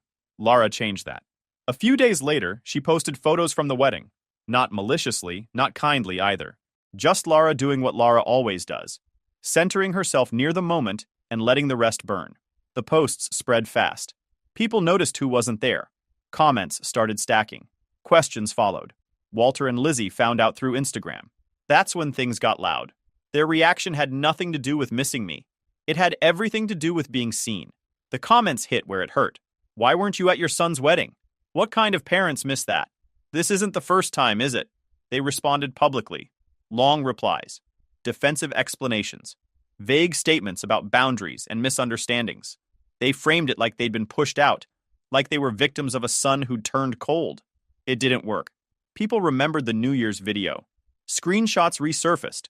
Clips got reposted. Lizzie's name started showing up in comment threads with words she hated being associated with. Walter tried to joke it off at first. Then he got angry. Then desperate. They moved to private messages when public sympathy didn't show up. Texts, emails, calls from numbers I didn't recognize. Guilt wrapped in concern. Anger dressed up as heartbreak. Claims that I'd embarrassed them, that I'd humiliated the family, that I'd abandoned them when they needed me most. They never once asked if I was happy. I didn't answer anything. I didn't block right away either. I let it pile up and watch the pattern repeat itself without me in it. Then I blocked everything and went back to my life. Trinity didn't ask me to explain my silence. She didn't need reassurance. She saw the messages before I blocked them. She read enough to understand what kind of people we were dealing with. They're mad they weren't seen, she said once. That was it. No analysis, no comforting speech, just the truth. The internet didn't let them off the hook this time either. More comments, more questions, people noticing patterns. Old stories coming out from relatives who'd kept quiet before. Lara kept posting, feeding it without even trying to. Walter and Lizzie spiraled. You could see it in the way their messages shifted. 1 minute furious, the next pleading. One email accused me of being ungrateful. The next begged me to remember everything they'd done for me. I ignored all of it. The quiet returned. This time, it stuck. A few nights after things finally slowed down, my phone rang. Ross's name came up. I answered. Hey, he said. He sounded serious, not panicked. That got my attention. I asked what was going on. He paused for a second, then said, It's about Mom and Dad. Something's happened. Dad wants to talk to you. He says it's important. I didn't answer right away. Lizzie didn't have some dramatic public collapse. No cameras, no scene. She went down at home and didn't come back up fast enough for anyone to pretend it was nothing. The paramedics used words nobody likes. Heart rhythm, stroke risk, observation. Overnight turned into tests. Tests turned into that specific kind of quiet that only happens when doctors stop guessing and start measuring. She didn't call me herself. She asked Ross to do it. Ross called late that night. His voice was steady, but there was something under it I hadn't heard before. Not panic. Wait. She's in the hospital, he said. She asked for you. Dad wants to talk too. They're saying it's important. I didn't answer right away. Is this an apology thing? I asked. No, Ross said. Then he hesitated. This is different. Ross doesn't hesitate. That pause mattered. I told him I'd come once. One visit. No promises. No follow-up conversations. He didn't argue. Okay, he said. Quiet. Trinity drove with me. She didn't lecture me about forgiveness or closure. She didn't try to prepare me for anything. We parked, walked inside, and stopped at the entrance to Lizzie's floor. She squeezed my hand once. I'll be right here. That was all I needed. Lizzie looked smaller in the hospital bed. Not fragile. Smaller. Like someone who'd finally run out of energy to manage appearances. Walter stood by the window, arms crossed, staring outside like the city had answers. Ross stood near the door, tense, like he already knew whatever was coming wouldn't leave him intact. Lizzie didn't waste time. I don't have much time, she said. I waited. And I don't want to die with this in me. That told me everything. This wasn't about me. It was about her not wanting to carry it any longer. She took a breath. We only wanted one child. Walter didn't look at me. He nodded. That was always the plan, Lizzie continued. One pregnancy, one future, one life we could manage. Ross frowned. What are you saying? When the doctor confirmed twins, she said, we panicked. We didn't talk about it like a blessing. We talked about options. I said nothing. Selective termination, Lizzie said. She didn't soften it. Ross sucked in a sharp breath. You're joking. Walter finally spoke, voice calm, clinical. The specialists explained the risks.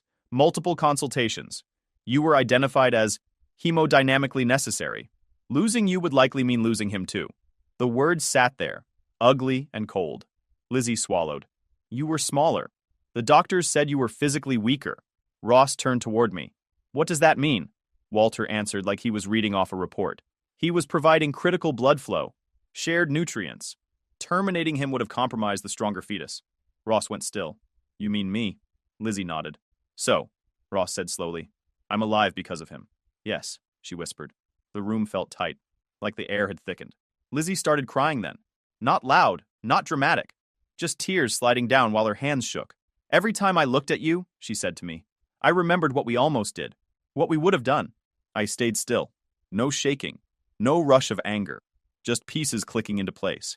The correction instead of affection, the tension, the way she touched me like I might break something just by existing. Walter cleared his throat. We regret how things turned out. I looked at him. That's it? Lizzie reached for my hand. I stepped back before she could touch me. I'm sorry, she said. I'm so sorry. I finally spoke. Sorry for what? She blinked. For everything. I shook my head. No. Be specific. She struggled. For how we treated you. I let a beat pass. Sorry for getting caught? Or sorry the internet noticed? Or sorry you had to say it out loud before something worse happened? Walter snapped. That's not fair. I turned to him. You reduced my existence to a medical function 5 minutes ago. Don't talk to me about fair. Ross spoke then, voice strained. I didn't know. I swear I didn't know. I know, I said, and I meant it. Lizzie was crying harder now. I didn't know how to love you, she said. I was afraid of you. Every time I saw you, I thought about what could have happened. That was the closest thing to honesty she'd ever given me. I didn't raise my voice. I wasn't your difficult son, I said. I was your tourniquet. Walter opened his mouth. I didn't let him speak. And now the cord is cut. No one said anything after that. Even the machines felt quieter. I stepped back toward the door. Ross looked like he wanted to stop me, to say something meaningful, to fix something that couldn't be fixed. I shook my head once. Lizzie whispered my name. I didn't answer. I walked out. Trinity stood the second she saw me. She didn't ask what happened. She didn't study my face. She put her arm around me and we left. I didn't feel broken walking out of that hospital. I felt finished, like something had finally been named and put down. So I'll ask you this. What would you do if you found out you weren't kept because you were loved, or even tolerated, but because you were necessary? If your entire childhood suddenly made sense in the worst possible way, would you forgive because they're sorry now? Would you stay connected to people who only valued you when you were useful to someone else's survival? Or would you walk away clean and build something better? I chose distance. I chose the life I already built, and I don't regret it. If you enjoyed this video, please hit that subscribe button. It really helps the channel and help us bring you more and better stories. Thanks. My golden sister sent a meme in the family chat. Freelance coding equals unemployed gamer, mocking me. A month later, her bar license was gone, and so was my parents' pride. Hey Reddit. So a while back, my sister Rachel, 29 female, made a meme about me, Josh, 31 male, being a freelance coder equals unemployed gamer, and shared it in the family group chat. Everyone laughed. Nobody defended me. I left the chat without a word. Fast forward a few weeks, and guess who's blowing up my phone because something urgent happened and now suddenly my skill set matters? What started as her trying to use me ended with a full-on meltdown involving lawyers, lies, and some beautiful karma I didn't even have to lift a finger for. You're gonna love this one, it gets messy. You ever look at your phone and just know it's about to piss you off? That was me last Tuesday. I work as a freelance software developer, so while I was eating leftover Chinese, fixing a broken contact form for a client whose website looked like it time-traveled from 2007 when I got a ping from the family group chat. Now for context, this chat was always a mess. Daily good morning gifts from my mom, recycled quotes about hustle from my dad, and my sister Rachel dropping random screenshots of her accomplishments like she's running her own press release campaign. Aunt Janice sending those stupid Minions memes. So half the time, I'd mute the chat and move on. But this one hit different. It was a meme. Cartoon drawing of some scruffy dude in a hoodie, Cheeto dust on the keyboard, surrounded by empty energy drink cans. Caption said, freelance coding equals unemployed gamer. My name was tagged. Twice. And just to hammer it in, Rachel added, Lamau had to share.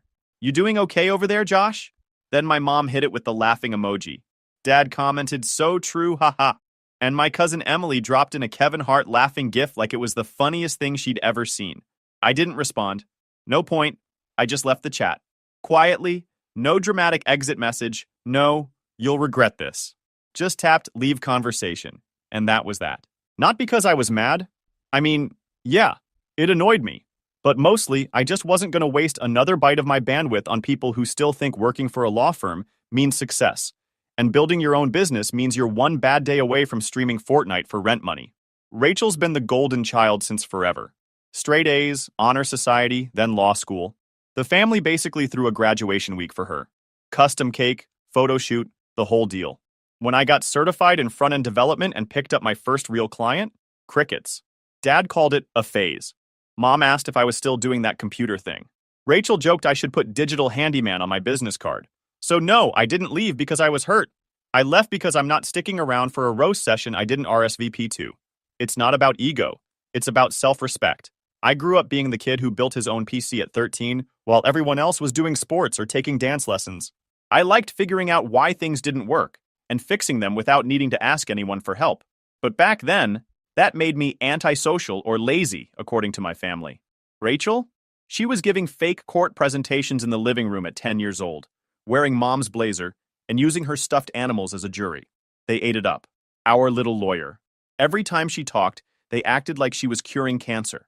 Every time I fixed the Wi-Fi or helped mom's friend reset her email password, I was just the kid who's good with gadgets.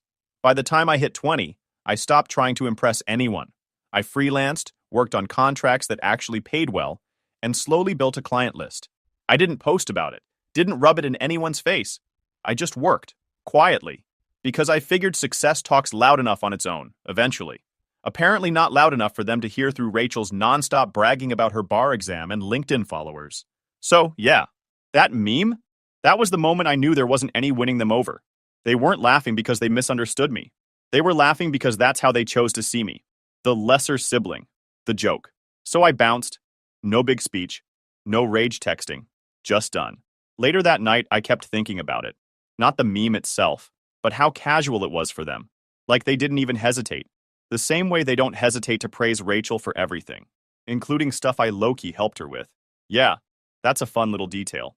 She once called me up, all panicked, because her firm's internal portal was glitching during a live meeting. I fixed the CSS and JavaScript on the spot. Never asked for a thank you. Just did it because, well, I'm not petty. But guess who claimed she figured it out herself during her next team call? So nah, I'm not mad. I'm not bitter. I'm just done playing team mascot for a family that only claps when the lawyer talks. I screenshotted the meme. Not because I wanted revenge, but because I like keeping receipts. Especially for stuff like this. It's weirdly motivating. Like a digital version of they'll see. I went back to work. 3 tickets in my inbox. One from a client asking if I could build a custom widget for tracking bookings. Another wanting help fixing a broken WordPress site. It was a good day. Quiet. Productive. No memes. No fake smiles. Just code and coffee and peace. And you know what? That meme was the best thing they could have done for me. Because now I know exactly where I stand. And unlike them, I'm not pretending. They can fake whatever they want. Status, closeness, even that tight-knit family image they post online for likes. I'm not playing that game. I don't need their approval. I've got invoices that speak louder. So imagine my lack of surprise when I got a text from Rachel 5 days later. No, hey. No, how are you? Nothing resembling humility. Just straight panic. Rachel, I need your help. It's urgent. I think someone hacked my files. Something important might get leaked. I stared at the message for a solid 10 seconds, blinked, then laughed. Out loud. Alone in my room. Like a crazy person. This was the same person who called me a basement tech guy in front of my dad's coworkers last Thanksgiving because I wore a hoodie instead of a blazer. Now she's got urgent tech problems, and suddenly I exist? I didn't reply. Not right away. I screenshotted it and went back to my work. Had a payment gateway integration to test. Her crisis didn't even make my top 5 for the day. She doubled down the next morning. Rachel, I'm serious. These files are confidential. I could get in trouble. You know this stuff. I really need you. Then a second text, 30 seconds later. Rachel, I'm not asking you to fix everything. Just look into it. You're not even working a real job anyway. There it was. That last line, man. That's what made it fun. I could practically hear her voice in my head. Smug, dismissive, like asking me for help was a favor she was doing me. The unemployed gamer has nothing better to do, right? So I responded, you want professional help? You'll need to pay my professional rate. Short? Director? Civil? No sarcasm even. I was proud of myself, honestly. She didn't like that. Rachel. Wow. Seriously? You're charging your own sister? Rachel.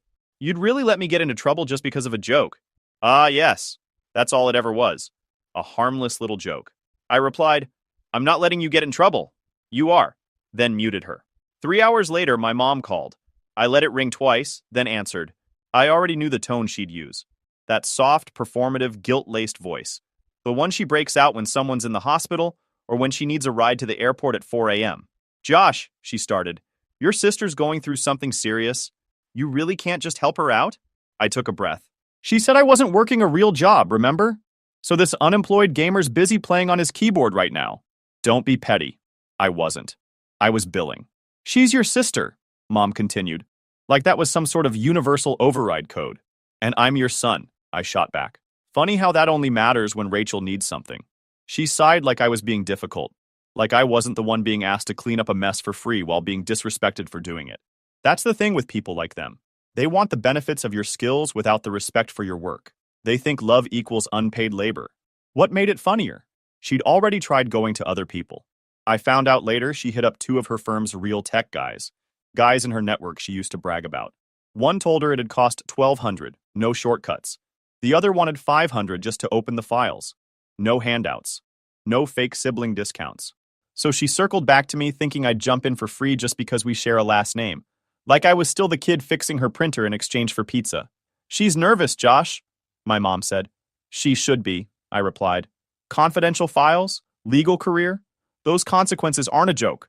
Mom went quiet for a second. Then she dropped the line she always uses when she's losing an argument. You've always been jealous of her. There it was. The classic fallback. Not, you're right. Not, we've been unfair.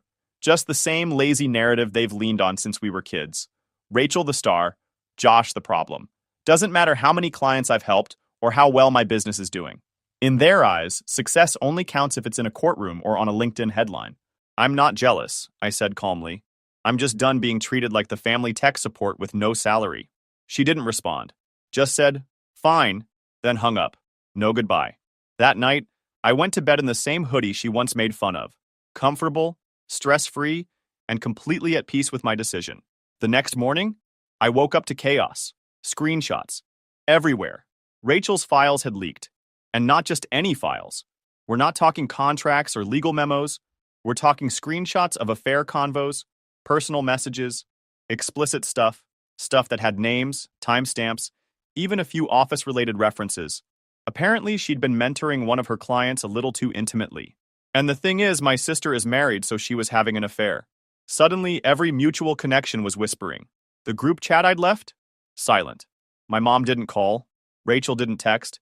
No one asked me for help anymore. I sat at my desk sipping cold coffee, watching it all unfold like a spectator at a game I didn't buy tickets for. I didn't laugh. I didn't post anything.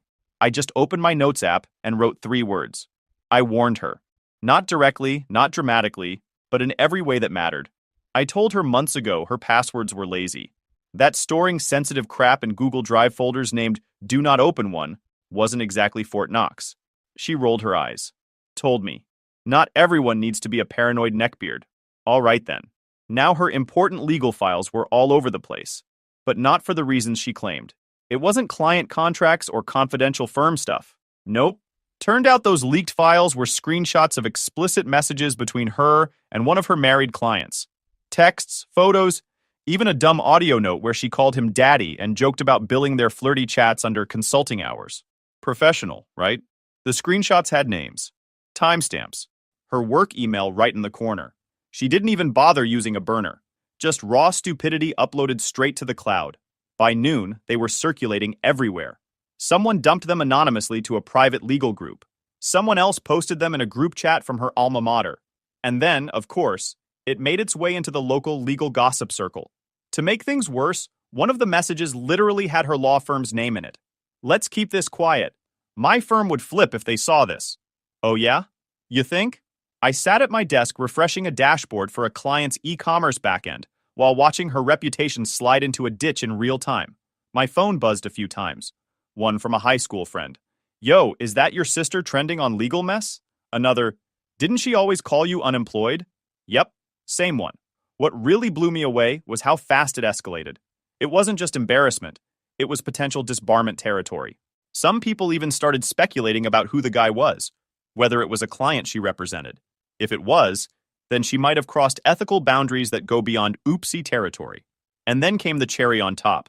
Someone leaked that she was under internal review at her firm for conduct-related issues. Translation? They were trying to figure out how fast they could cut her loose without catching stray shrapnel. Around 3 p.m., I got the first real message from her since the whole thing started. Rachel, what did you do? No hi, no help, just straight-up accusation. I stared at it. The irony was unbelievable. She begged me to help her, refused to pay, and now she thought I leaked her affair screenshots out of revenge? Nah, I'm not that bored. I did nothing, which is still more than you deserved. Didn't even get a reply. Just a status update from her on WhatsApp that said, people will lie when they feel threatened. Right, sure, you're the victim here. You're the victim. By evening, her husband had gone full ghost mode, deleted his social media, removed their wedding pics from his profile, updated his bio to just say, forward. Coldest move I've seen since someone rage quit a Dota match. The dude had a reputation for being low-key, never into drama. So watching him act like she was dead to him told me everything I needed to know. She didn't just screw up. She torched her own house and expected the rest of us to hold the hose. And then, just when I thought it was winding down, I got a call from a burner number. I don't usually answer unknowns, but I was feeling curious. It was her husband. Hey man, he said. Not trying to start anything. I know you do tech stuff, and I need to know. Did you leak that? His voice wasn't angry, just tired. The kind of tired you hear from people who've been lied to in stereo. No, I told him. She came to me asking for help. I told her I'd do it, for a price. She refused. Then it leaked. I had nothing to do with it. He was quiet. Then he said, I believe you.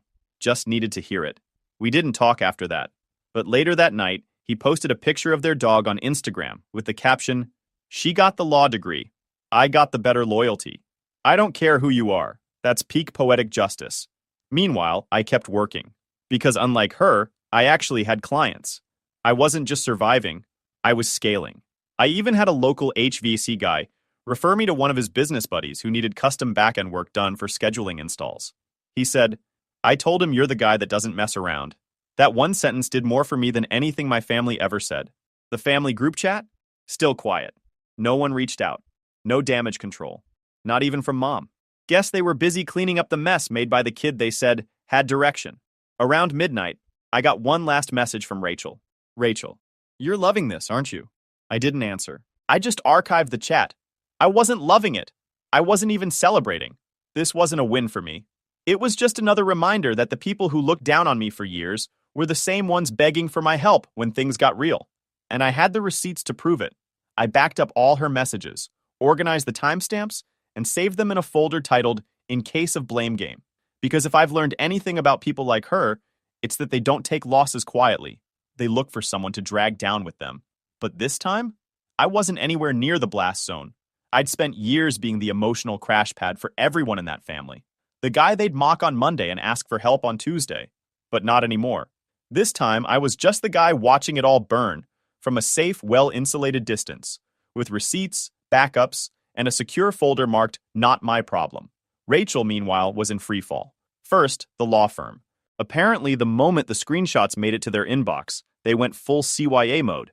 Internally, they labeled it misconduct concerns. Externally, radio silence. Not even a PR patch job. Just a quiet scrubbing of her name from the firm's website, like she never existed. Second, the clients. I recognized one of them. He'd been at a few of her look who I'm representing dinners my parents were weirdly proud of. A guy who owned several properties and used Rachel for contract work. The moment the scandal hit, he pulled his files and hired someone else. He didn't even call to say goodbye. Just dropped a review online that said, unreliable, would not recommend. Then came the personal collapse. Her husband went full ice mode, changed the locks, took the car, and according to one of my friends who still live near them, gave away her Peloton for free on Craigslist. And just when I thought the fallout had peaked, I got a knock on my door. It was mom and dad. Now, I live in a modest apartment about 15 minutes from their house.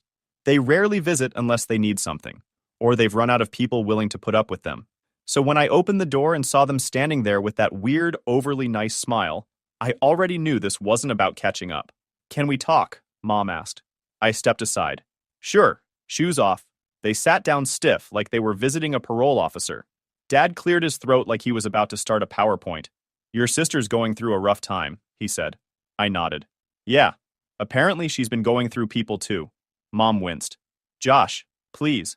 She said I'd be nothing, I reminded them. That freelancing was code for unemployment. That I was just lucky if someone needed a cheap website. I remember that, do you? They shifted. Neither made eye contact. We're not here to relive old fights, Dad said, in his favorite neutral voice. We're here to ask for your help. I raised a brow. You mean the same help she refused to pay for? Silence. She's being investigated. The bar association might get involved. She could lose her license, Mom finally said. She leaked her own affair texts, I replied. The only thing I did was say no. She says you manipulated them, Dad said. I laughed. Loud. The kind of laugh that makes people uncomfortable. Then she should sue me. Oh wait, she probably will. She's scared, Mom said again. She should have been scared before she hit send, I replied. Then came the real reason they were there. The guilt wasn't working, so they moved to their go-to play. Manipulation by responsibility. We just need you to clarify a few things, Dad said, reaching into his folder. He handed me a letter. It was already signed by Rachel.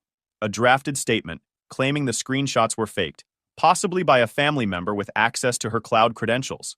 They wanted me to sign it too. I blinked. You're asking me to admit I faked a scandal to ruin my sister's life? On paper? Dad nodded like he was handing me a grocery list. It's just to calm things down. No one's going to check the details. Mom jumped in, arms folded. You don't even have a reputation to protect, Josh. She does. Be reasonable. I stared at them. You're actually saying I have nothing to lose? She's a lawyer, Mom snapped. She built something. You work from your laptop. You could recover. That's the dumbest logic I've ever heard, I said. You want me to lie so she can keep pretending to be better than me? We're not asking you to lie, Dad said. We're asking you to support your sister. I laughed again. This is support? You want me to burn myself to keep her warm? You always twist things, Mom barked. This is why no one takes you seriously. You act like the world owes you something just because you didn't get enough attention as a child. I stood up.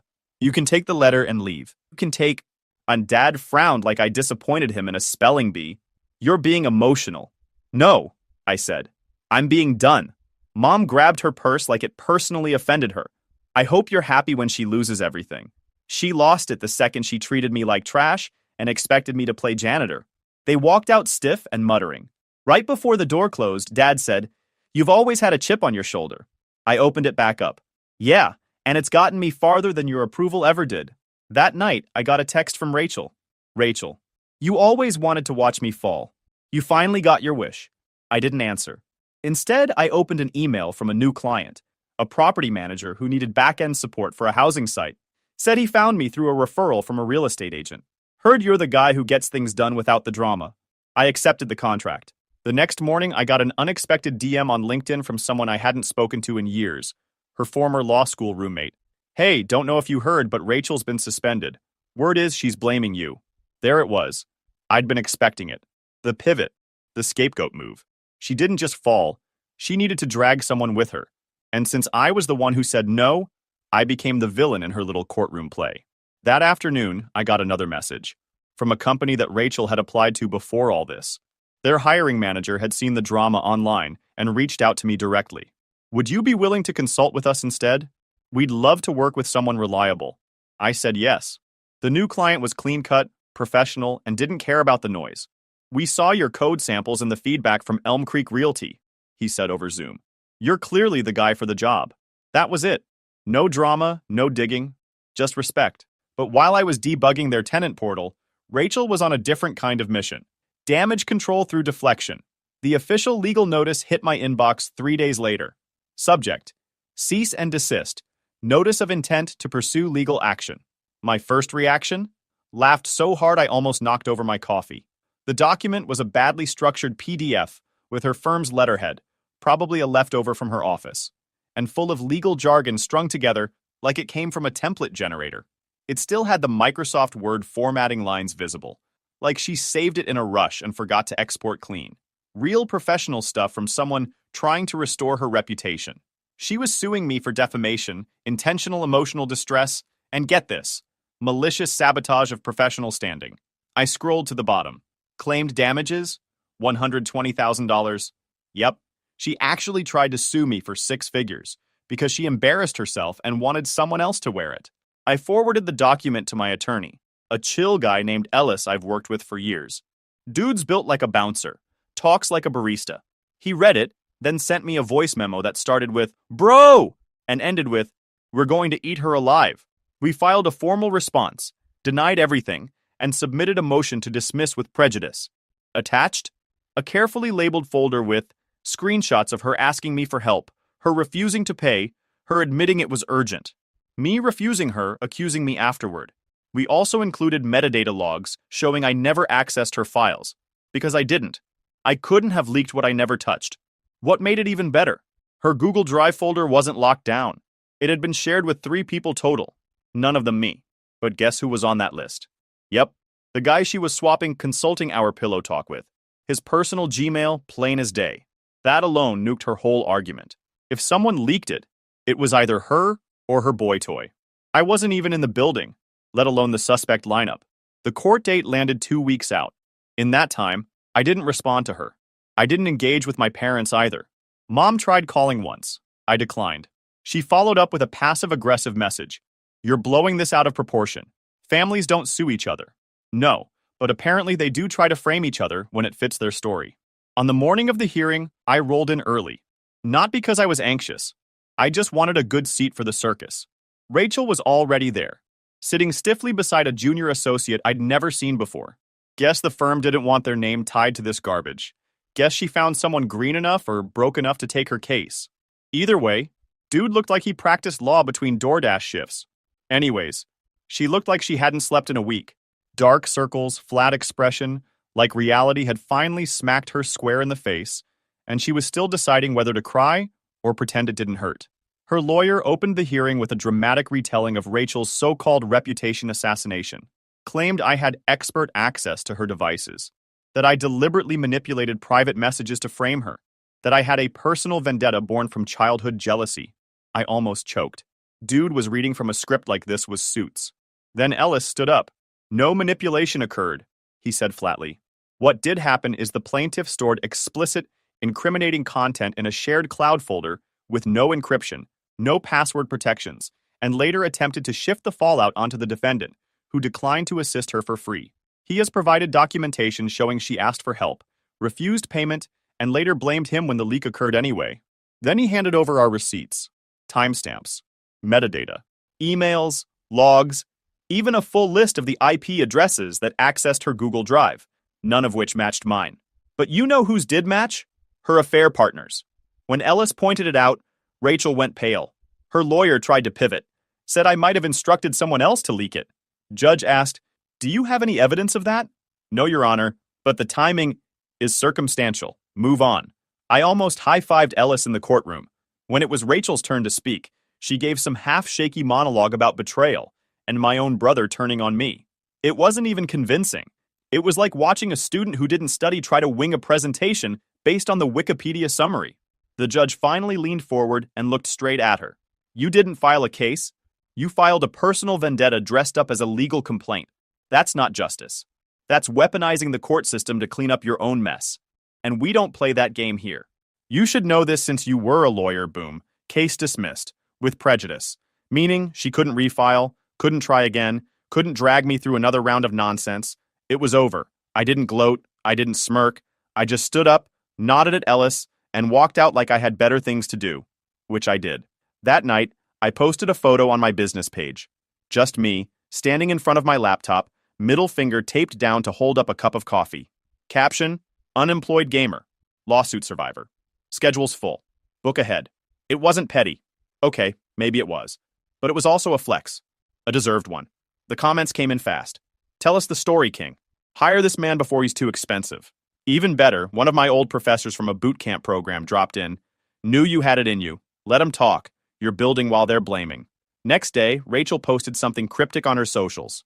A black and white quote image. Sometimes the ones closest to you cut the deepest. No name, no context, just pure victim mode. It got 4 likes. Mom messaged me again. You embarrassed her in public. Was it really worth it? I replied, she sued me. I just showed up with the truth. No response. Business kept growing. More referrals came in.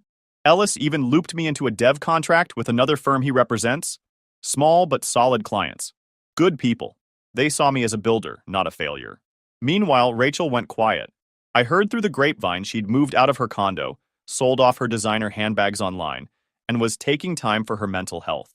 Which, look, take all the time you need. But don't act like you're healing when you were swinging a knife last week. That chapter was done, but the story wasn't over. Because success is loud, even when you whisper it. I didn't need to rub anything in. I didn't go around posting side-by-sides of court documents and the meme that started it all. I didn't dunk on her LinkedIn or tag her in inspirational comeback quotes. I just worked. Quietly. Efficiently. And the louder they got with damage control and excuses, the more attention landed on me anyway.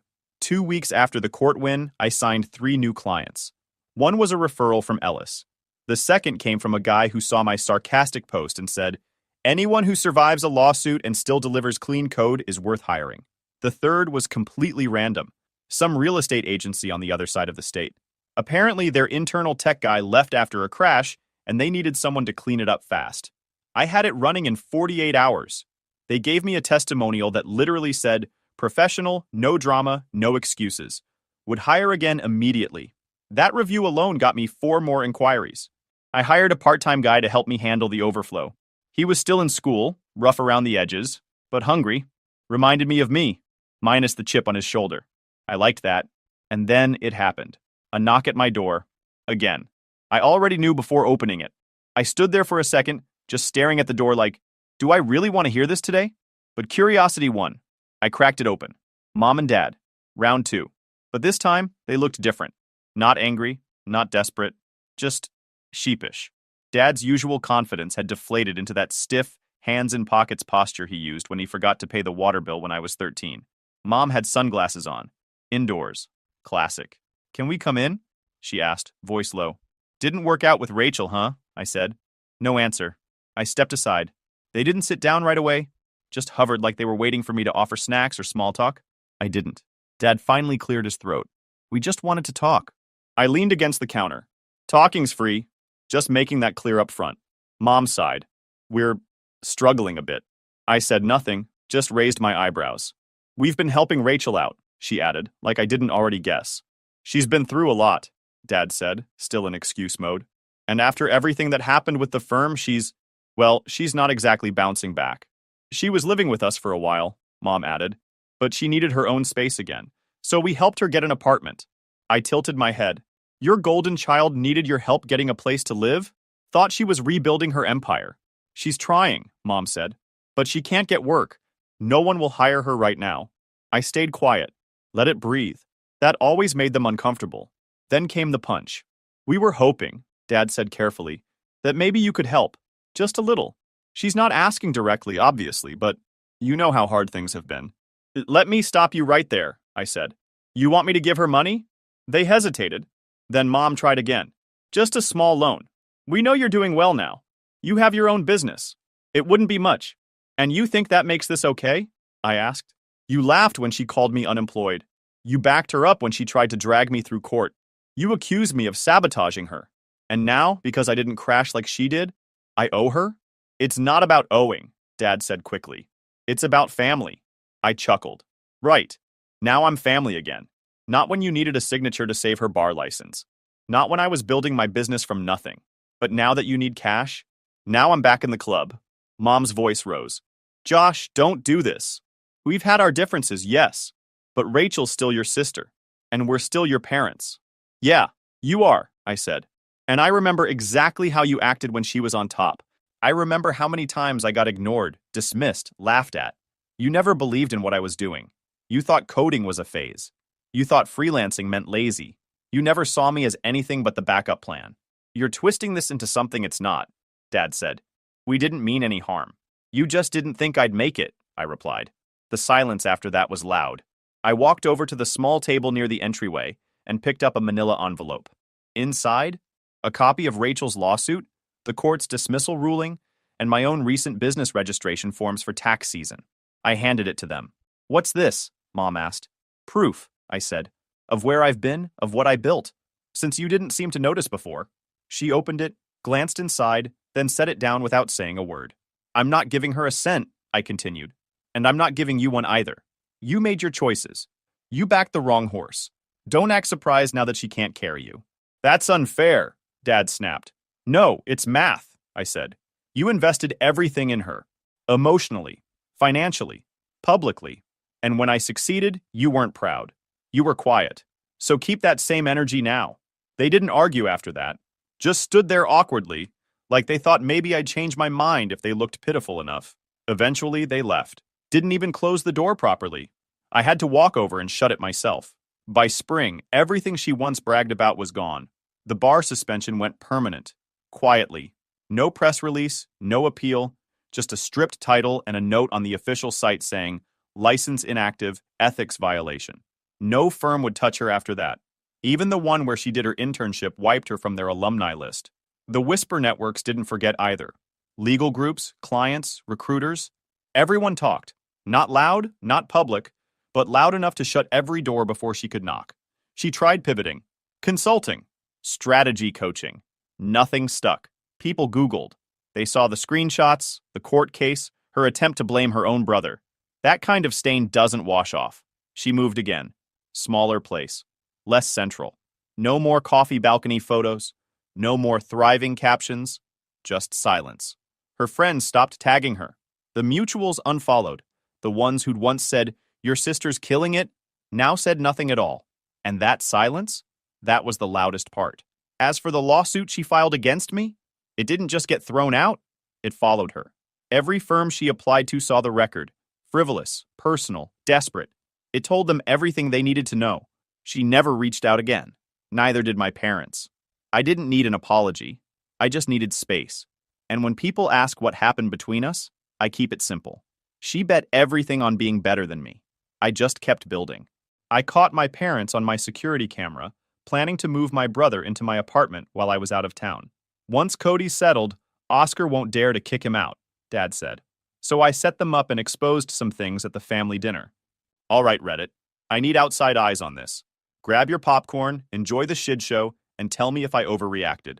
I'm Oscar, 31 male, and I was halfway through debugging a clusterfuck of legacy code when I checked my apartment security feed and saw my parents letting themselves in. Normal Wednesday afternoon, right? I'd given them a spare key for emergencies. Except my dad was holding a tape measure. I watched through my phone as he started measuring my walls. Not just casually looking around, actively measuring. My mom was taking notes on her phone, doing that thing where she tilts her head and squints like she's imagining new furniture. Then my younger brother Cody walks in behind them like he owns the place. He was smirking. "This is perfect," Cody said, dropping onto my leather couch and putting his feet on my coffee table. "Way better than that dump I've been crashing at. And Oscar's never even here anyway. Always at the office." My mom nodded along, still taking notes. "We'll need to move the desk out of the second bedroom. That can be Cody's room. Oscar can work from the office like everyone else." "I'm sorry, what?" My dad measured the doorways, the hallway, the whole 9 yards. Once Cody's stuff is moved in, Oscar won't make a scene. He'll understand family comes first. We just need to do it while he's in San Francisco for that conference next month. I sat there at my desk, watching these people plot to steal my apartment in real time, and I started laughing. That dead, cold laugh that makes your coworkers look at you like you've gone crazy.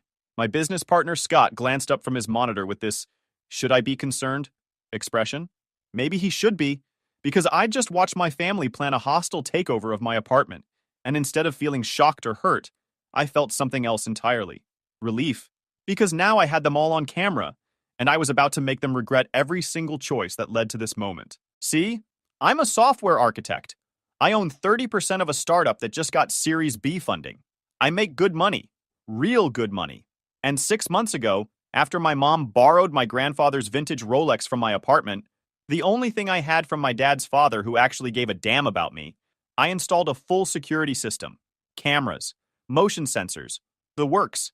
Found that Rolex 3 weeks later on Cody's wrist in an Instagram photo. He'd told his friends he bought it with his business earnings. Cody's business earnings consisted of whatever MLM scheme he was currently failing at while mom and dad funded his lifestyle.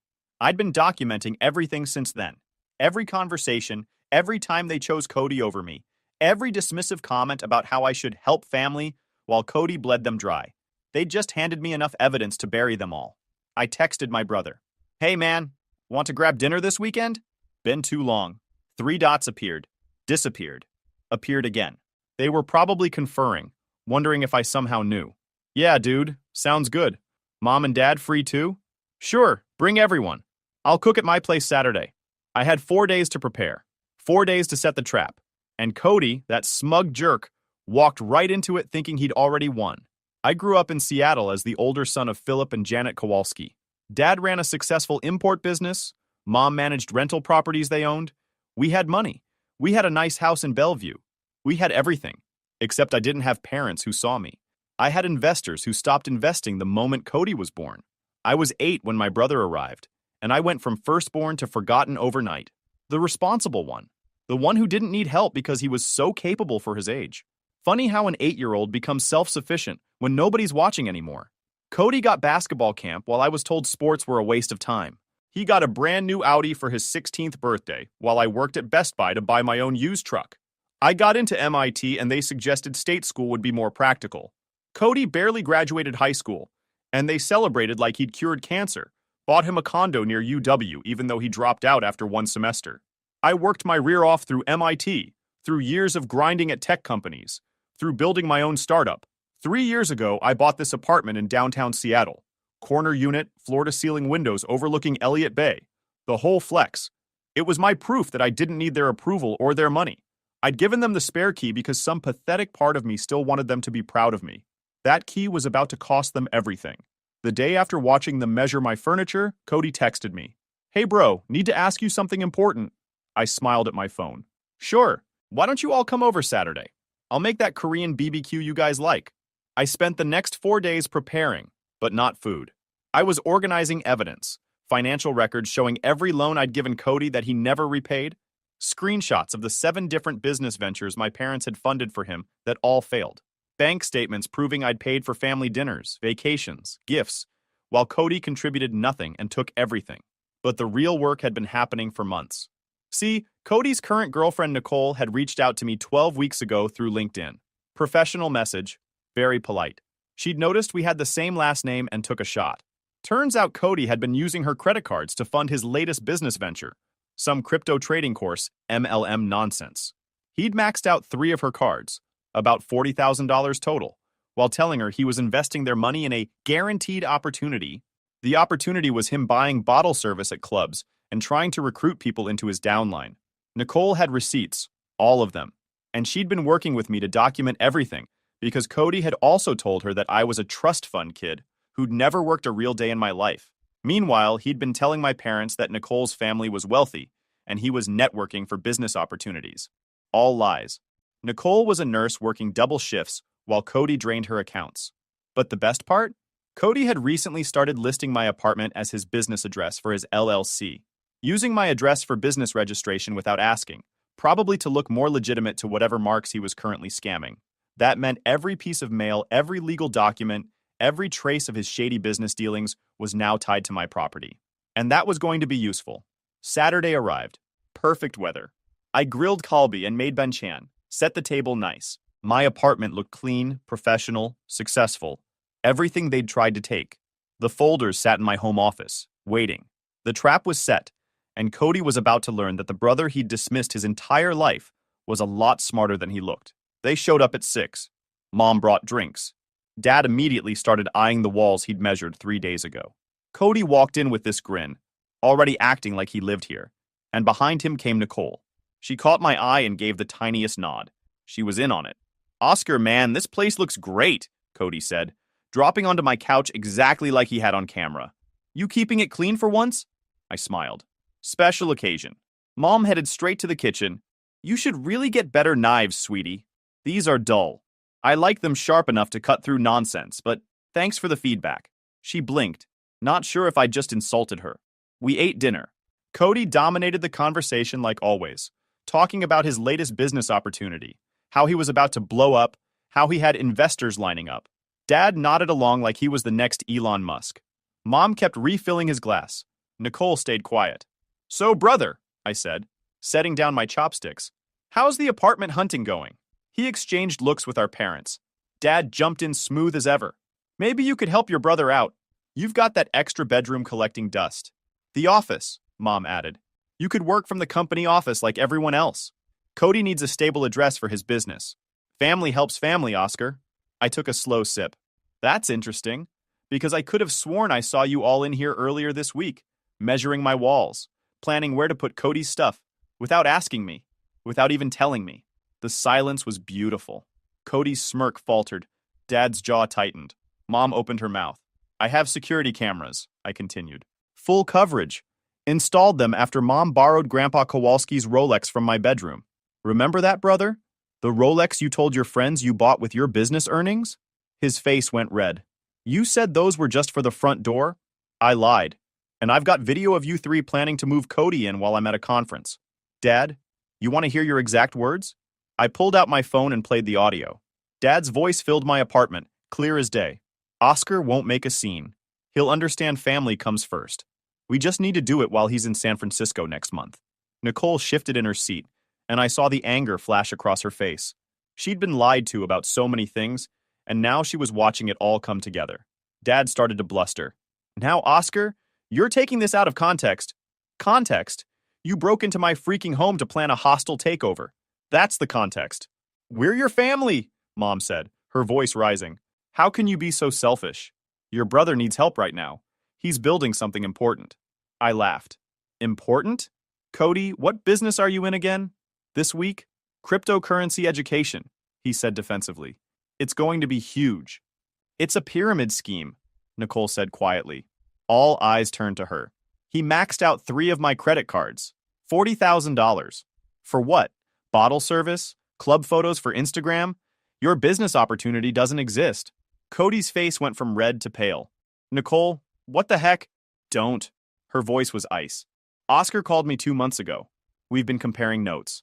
What the heck is going on? Dad asked, confused. Mom looked between them, confused. Oscar, what is she talking about? I'm talking about your son being a fraud.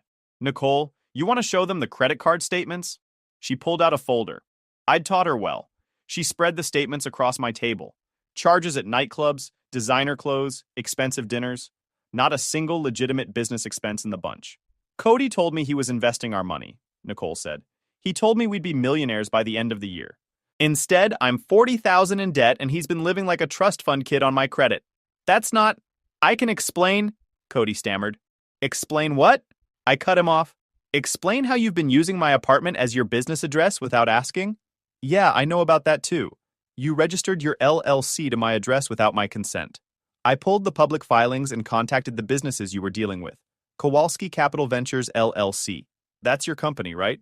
The one you're using to scam people into buying your crypto course? He stood up, knocking his chair back. You had no right to use my address. And you know what else I found in those public records? You're under FTC investigation for deceptive business practices. You're being sued by 3 different people for fraud. And you've been hiding all of this by using my address so Mom and Dad wouldn't find out. Dad's face was stone now. What the actual fug? Is this true, Cody? It's all garbage. Oscar's just jealous because what? I stood up. Because I actually built something real while you've been running scams? Because I worked my rear off while you coasted on Mom and Dad's money? Because I bought this place with money I earned and you thought you could just take it? Mom was crying now. Oscar, please. He's your brother. He made mistakes, but family forgives. Forgives? Right, wait a sec. I walked to my office and came back with more folders. Let me tell you what I'm forgiving. Cody has borrowed $73,000 from me over the past 6 years. Not $1 paid back. You two have borrowed another $45,000. Also not paid back. Meanwhile, Cody's living off Nicole's credit cards, using my address for his scam business. And you 3 were planning to illegally move him into my apartment.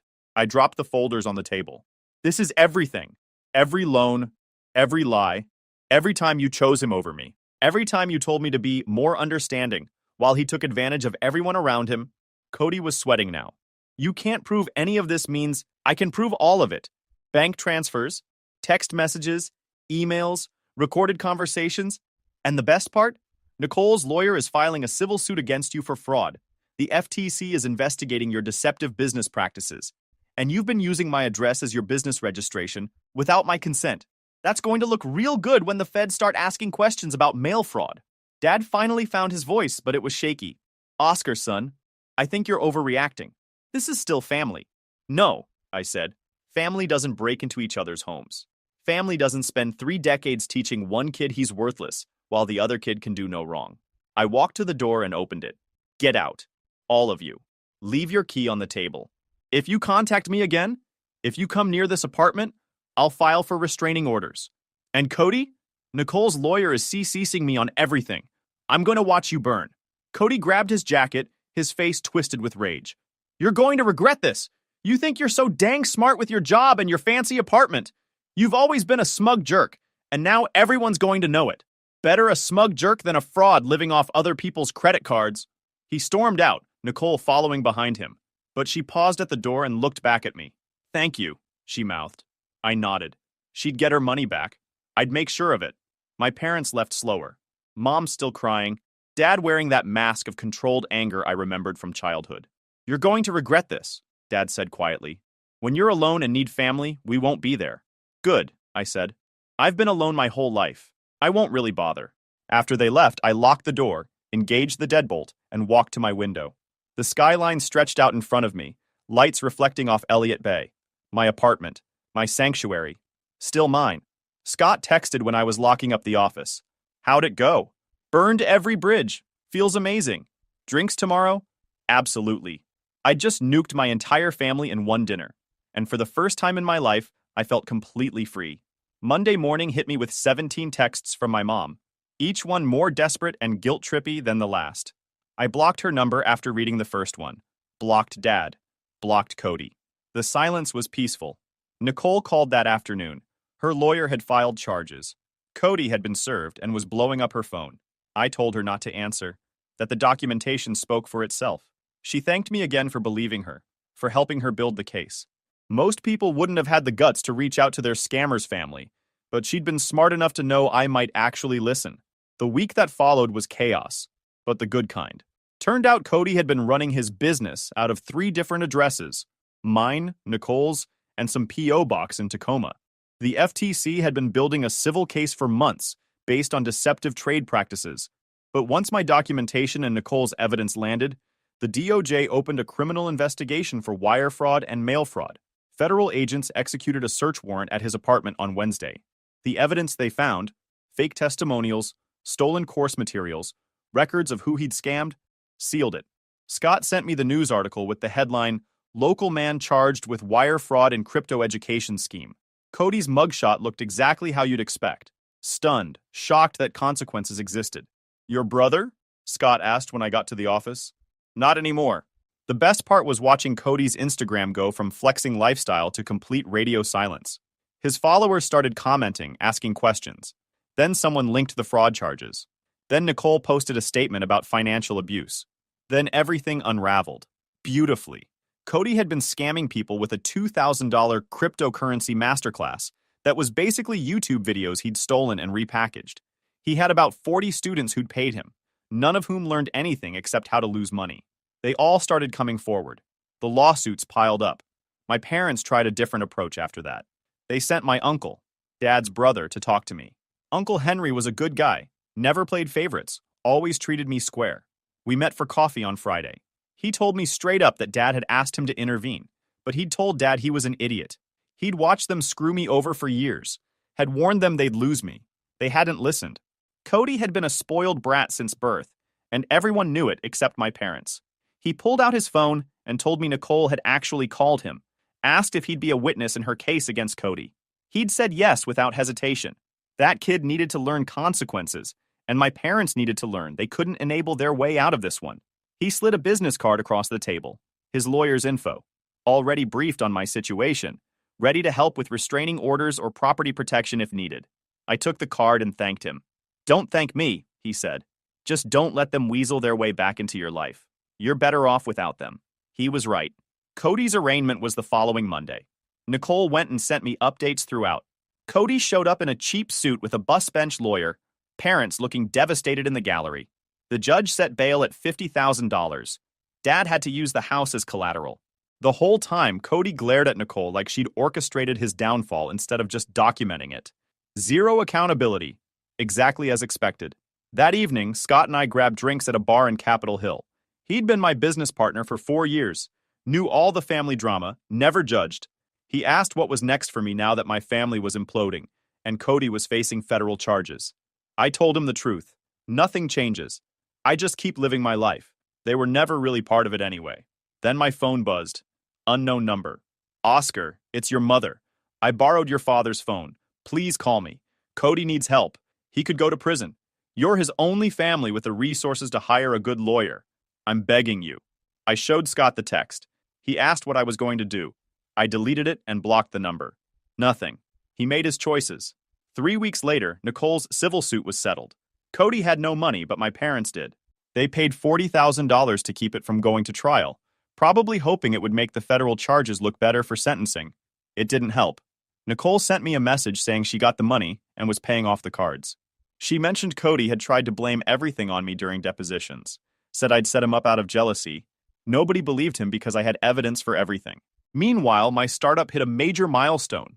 We closed a deal with a Fortune 500 company, which meant my equity was now worth serious money, like retire at 40 money. Scott and I celebrated by upgrading our office space and hiring 3 more developers. My life was objectively better without my family in it. 6 months passed. I built a life most people only dream about. The startup was thriving. My apartment remained mine. I'd started dating someone, Olivia, a product manager at Amazon who came from a healthy family and couldn't comprehend the dynamics I'd grown up with. She fit into my life easily, naturally, like relationships are supposed to work. Cody's trial date was set for November. The FTC had him dead to rights: wire fraud, deceptive business practices, identity theft. His bus bench lawyer was trying to negotiate a plea deal, but the prosecutor wasn't interested. They wanted to make an example. I'd kept minimal tabs on my former family through Uncle Henry.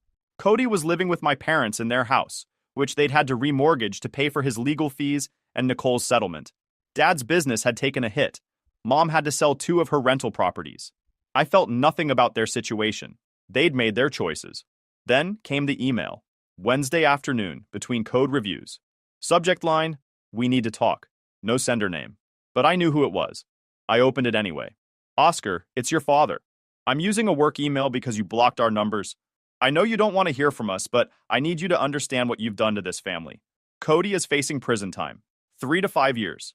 His lawyer says the only way to avoid it is to pay restitution to everyone he scammed, which comes to nearly $200,000. We don't have that kind of money anymore. We've had to mortgage our house, sell properties, drain our retirement. Your mother's health is suffering. People in our community won't talk to us anymore. Do you know how it feels to be treated like criminals because of your own son? I raised you better than this, Oscar. I taught you about standing by your family no matter what. Where did that kid go? Your brother made mistakes. Yes, but he's paid for them 100 times over. He's trying to turn his life around, trying to get legitimate work, but nobody will hire him with pending federal charges. He's alone, struggling, and all he gets is judgment. Your uncle says I should accept that you're lost to us, that you've changed, but I can't believe blah blah blah, because come on, I'm not reading the whole newspaper he sent. Anyways, he ended with, "Please call me. Let's fix this before it's too late." I read it twice and easily recognized the manipulation patterns. The old Oscar, the one who'd spent years trying to earn scraps of approval, would have felt crushing guilt. The current Oscar recognized it for exactly what it was. I forwarded it to Uncle Henry with one line. "They're still at it." He responded within minutes. "Don't engage. They're desperate. Your brother's probably going to prison, and they're looking for someone to blame." I didn't respond to my father's email. Responding would only confirm this method worked. The second email came a week later, this time from Cody directly. "Oscar, I know Dad wrote to you. I know you ignored him. Not surprised. Ignoring people who need you is kind of your specialty, right? You sit in your fancy apartment pretending you're better than everyone. Meanwhile, your family is falling apart. Do you know what my life is like now? I can't get a job. I can't leave the state. I'm stuck living with Mom and Dad like I'm 16 again. Everyone in the town knows my business because of you. Nicole got her money back. The FTC is happy. Everyone got what they wanted except me. And you? You have everything. Money, success, freedom, a girlfriend who probably doesn't know what kind of person you really are. You took the life I could have had. You sabotaged my business. You turned everyone against me. You cost me my relationship. And for what? Because you were jealous that Mom and Dad loved me more? I know you think you're so dang smart. Well, congratulations, brother. You won. But here's the thing. One day you're going to be in that apartment you guard like it's Fort Knox, and you're going to realize that all your success means nothing without family. You chose revenge over loyalty. You chose money over blood. I hope it was worth it. And by the way, I know your routines. I know everything about your perfect little life. Don't think you're untouchable just because you have money and cameras. Karma's a beach, big brother. I read the last paragraph twice. That was new. That was a threat. I forwarded both emails to the lawyer for review. He called me within the hour. The threat in the second email gives us what we need. Combined with their documented trespassing 6 months ago and this escalating pattern, we can file for a restraining order, but document everything going forward. Courts like patterns. How fast can we move? I'll file tomorrow. With the explicit threat and your documentation, we should get a temporary order within 72 hours, full hearing in 2 weeks. I started keeping a detailed log of everything.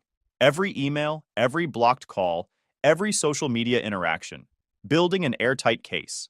The temporary restraining order came through 3 days later. Cody was ordered to stay at least 500 feet from my residence and workplace. Cease all contact, direct or indirect. The full hearing was scheduled for 2 weeks out, but the temporary order was enforceable immediately. Violation meant arrest and criminal contempt charges. My mom tried one last email through her work account, claiming I was tearing the family apart over nothing. Henry's lawyer sent a response, making it clear any further contact would result in harassment charges and evidence presented at the restraining order hearing. The full restraining order hearing came 2 weeks later. Cody didn't show, probably on advice of his federal defense attorney. The judge made the order permanent based on the documented threats, the trespassing attempt, and the pattern of harassment. 500 feet. No contact, no exceptions. Violation meant immediate arrest. I updated building security with the court order and Cody's photo. Andrew, the head of security, flagged it in their system with instructions to call police immediately if he showed up. 3 weeks passed quietly after that. My mom sent one final email, this time through her work account. Oscar, you're making a terrible mistake. Getting a restraining order against your own brother? Over what? An email? You're tearing this family apart for no reason. We've lost everything. Your father might have to declare bankruptcy. And you're worried about an email? Cody is suffering enough. You've already ruined his life. Isn't that enough? I'm your mother. I gave birth to you. I raised you. Doesn't that mean anything? Uncle Henry's lawyer sent a response that made it clear any further contact would result in harassment charges. We never heard from them again through official channels. But my brother wasn't done. 3 weeks after the restraining order became permanent, I was working late at the office when Scott called me. Dude, you need to get home. Like right now. What's wrong? Cody's at your building. Security called me when they couldn't reach you. He's in the lobby demanding to see you. I'm on my way. I made it to my building in 15 minutes, speeding the whole way. When I pulled into the garage, I called building security. Mr. Kowalski, he's still here, said Andrew, the night security guard. He showed up about 40 minutes ago claiming there's a family emergency. We told him you're not here, and he's not on the approved list, but he won't leave. Says he'll wait all night if he has to. Call the police. He's not supposed to be within 500 feet of this building. Already done. They're on their way. I just wanted you to know before you came up. I'm in the garage. I'll wait here until he's gone. Through the phone, I could hear Cody's voice in the background. Come on, man. I just need 5 minutes with my brother. There's been an accident. This is an emergency. Andrew responded, calm and professional. Sir, I've confirmed with Mr. Kowalski directly. There's no emergency.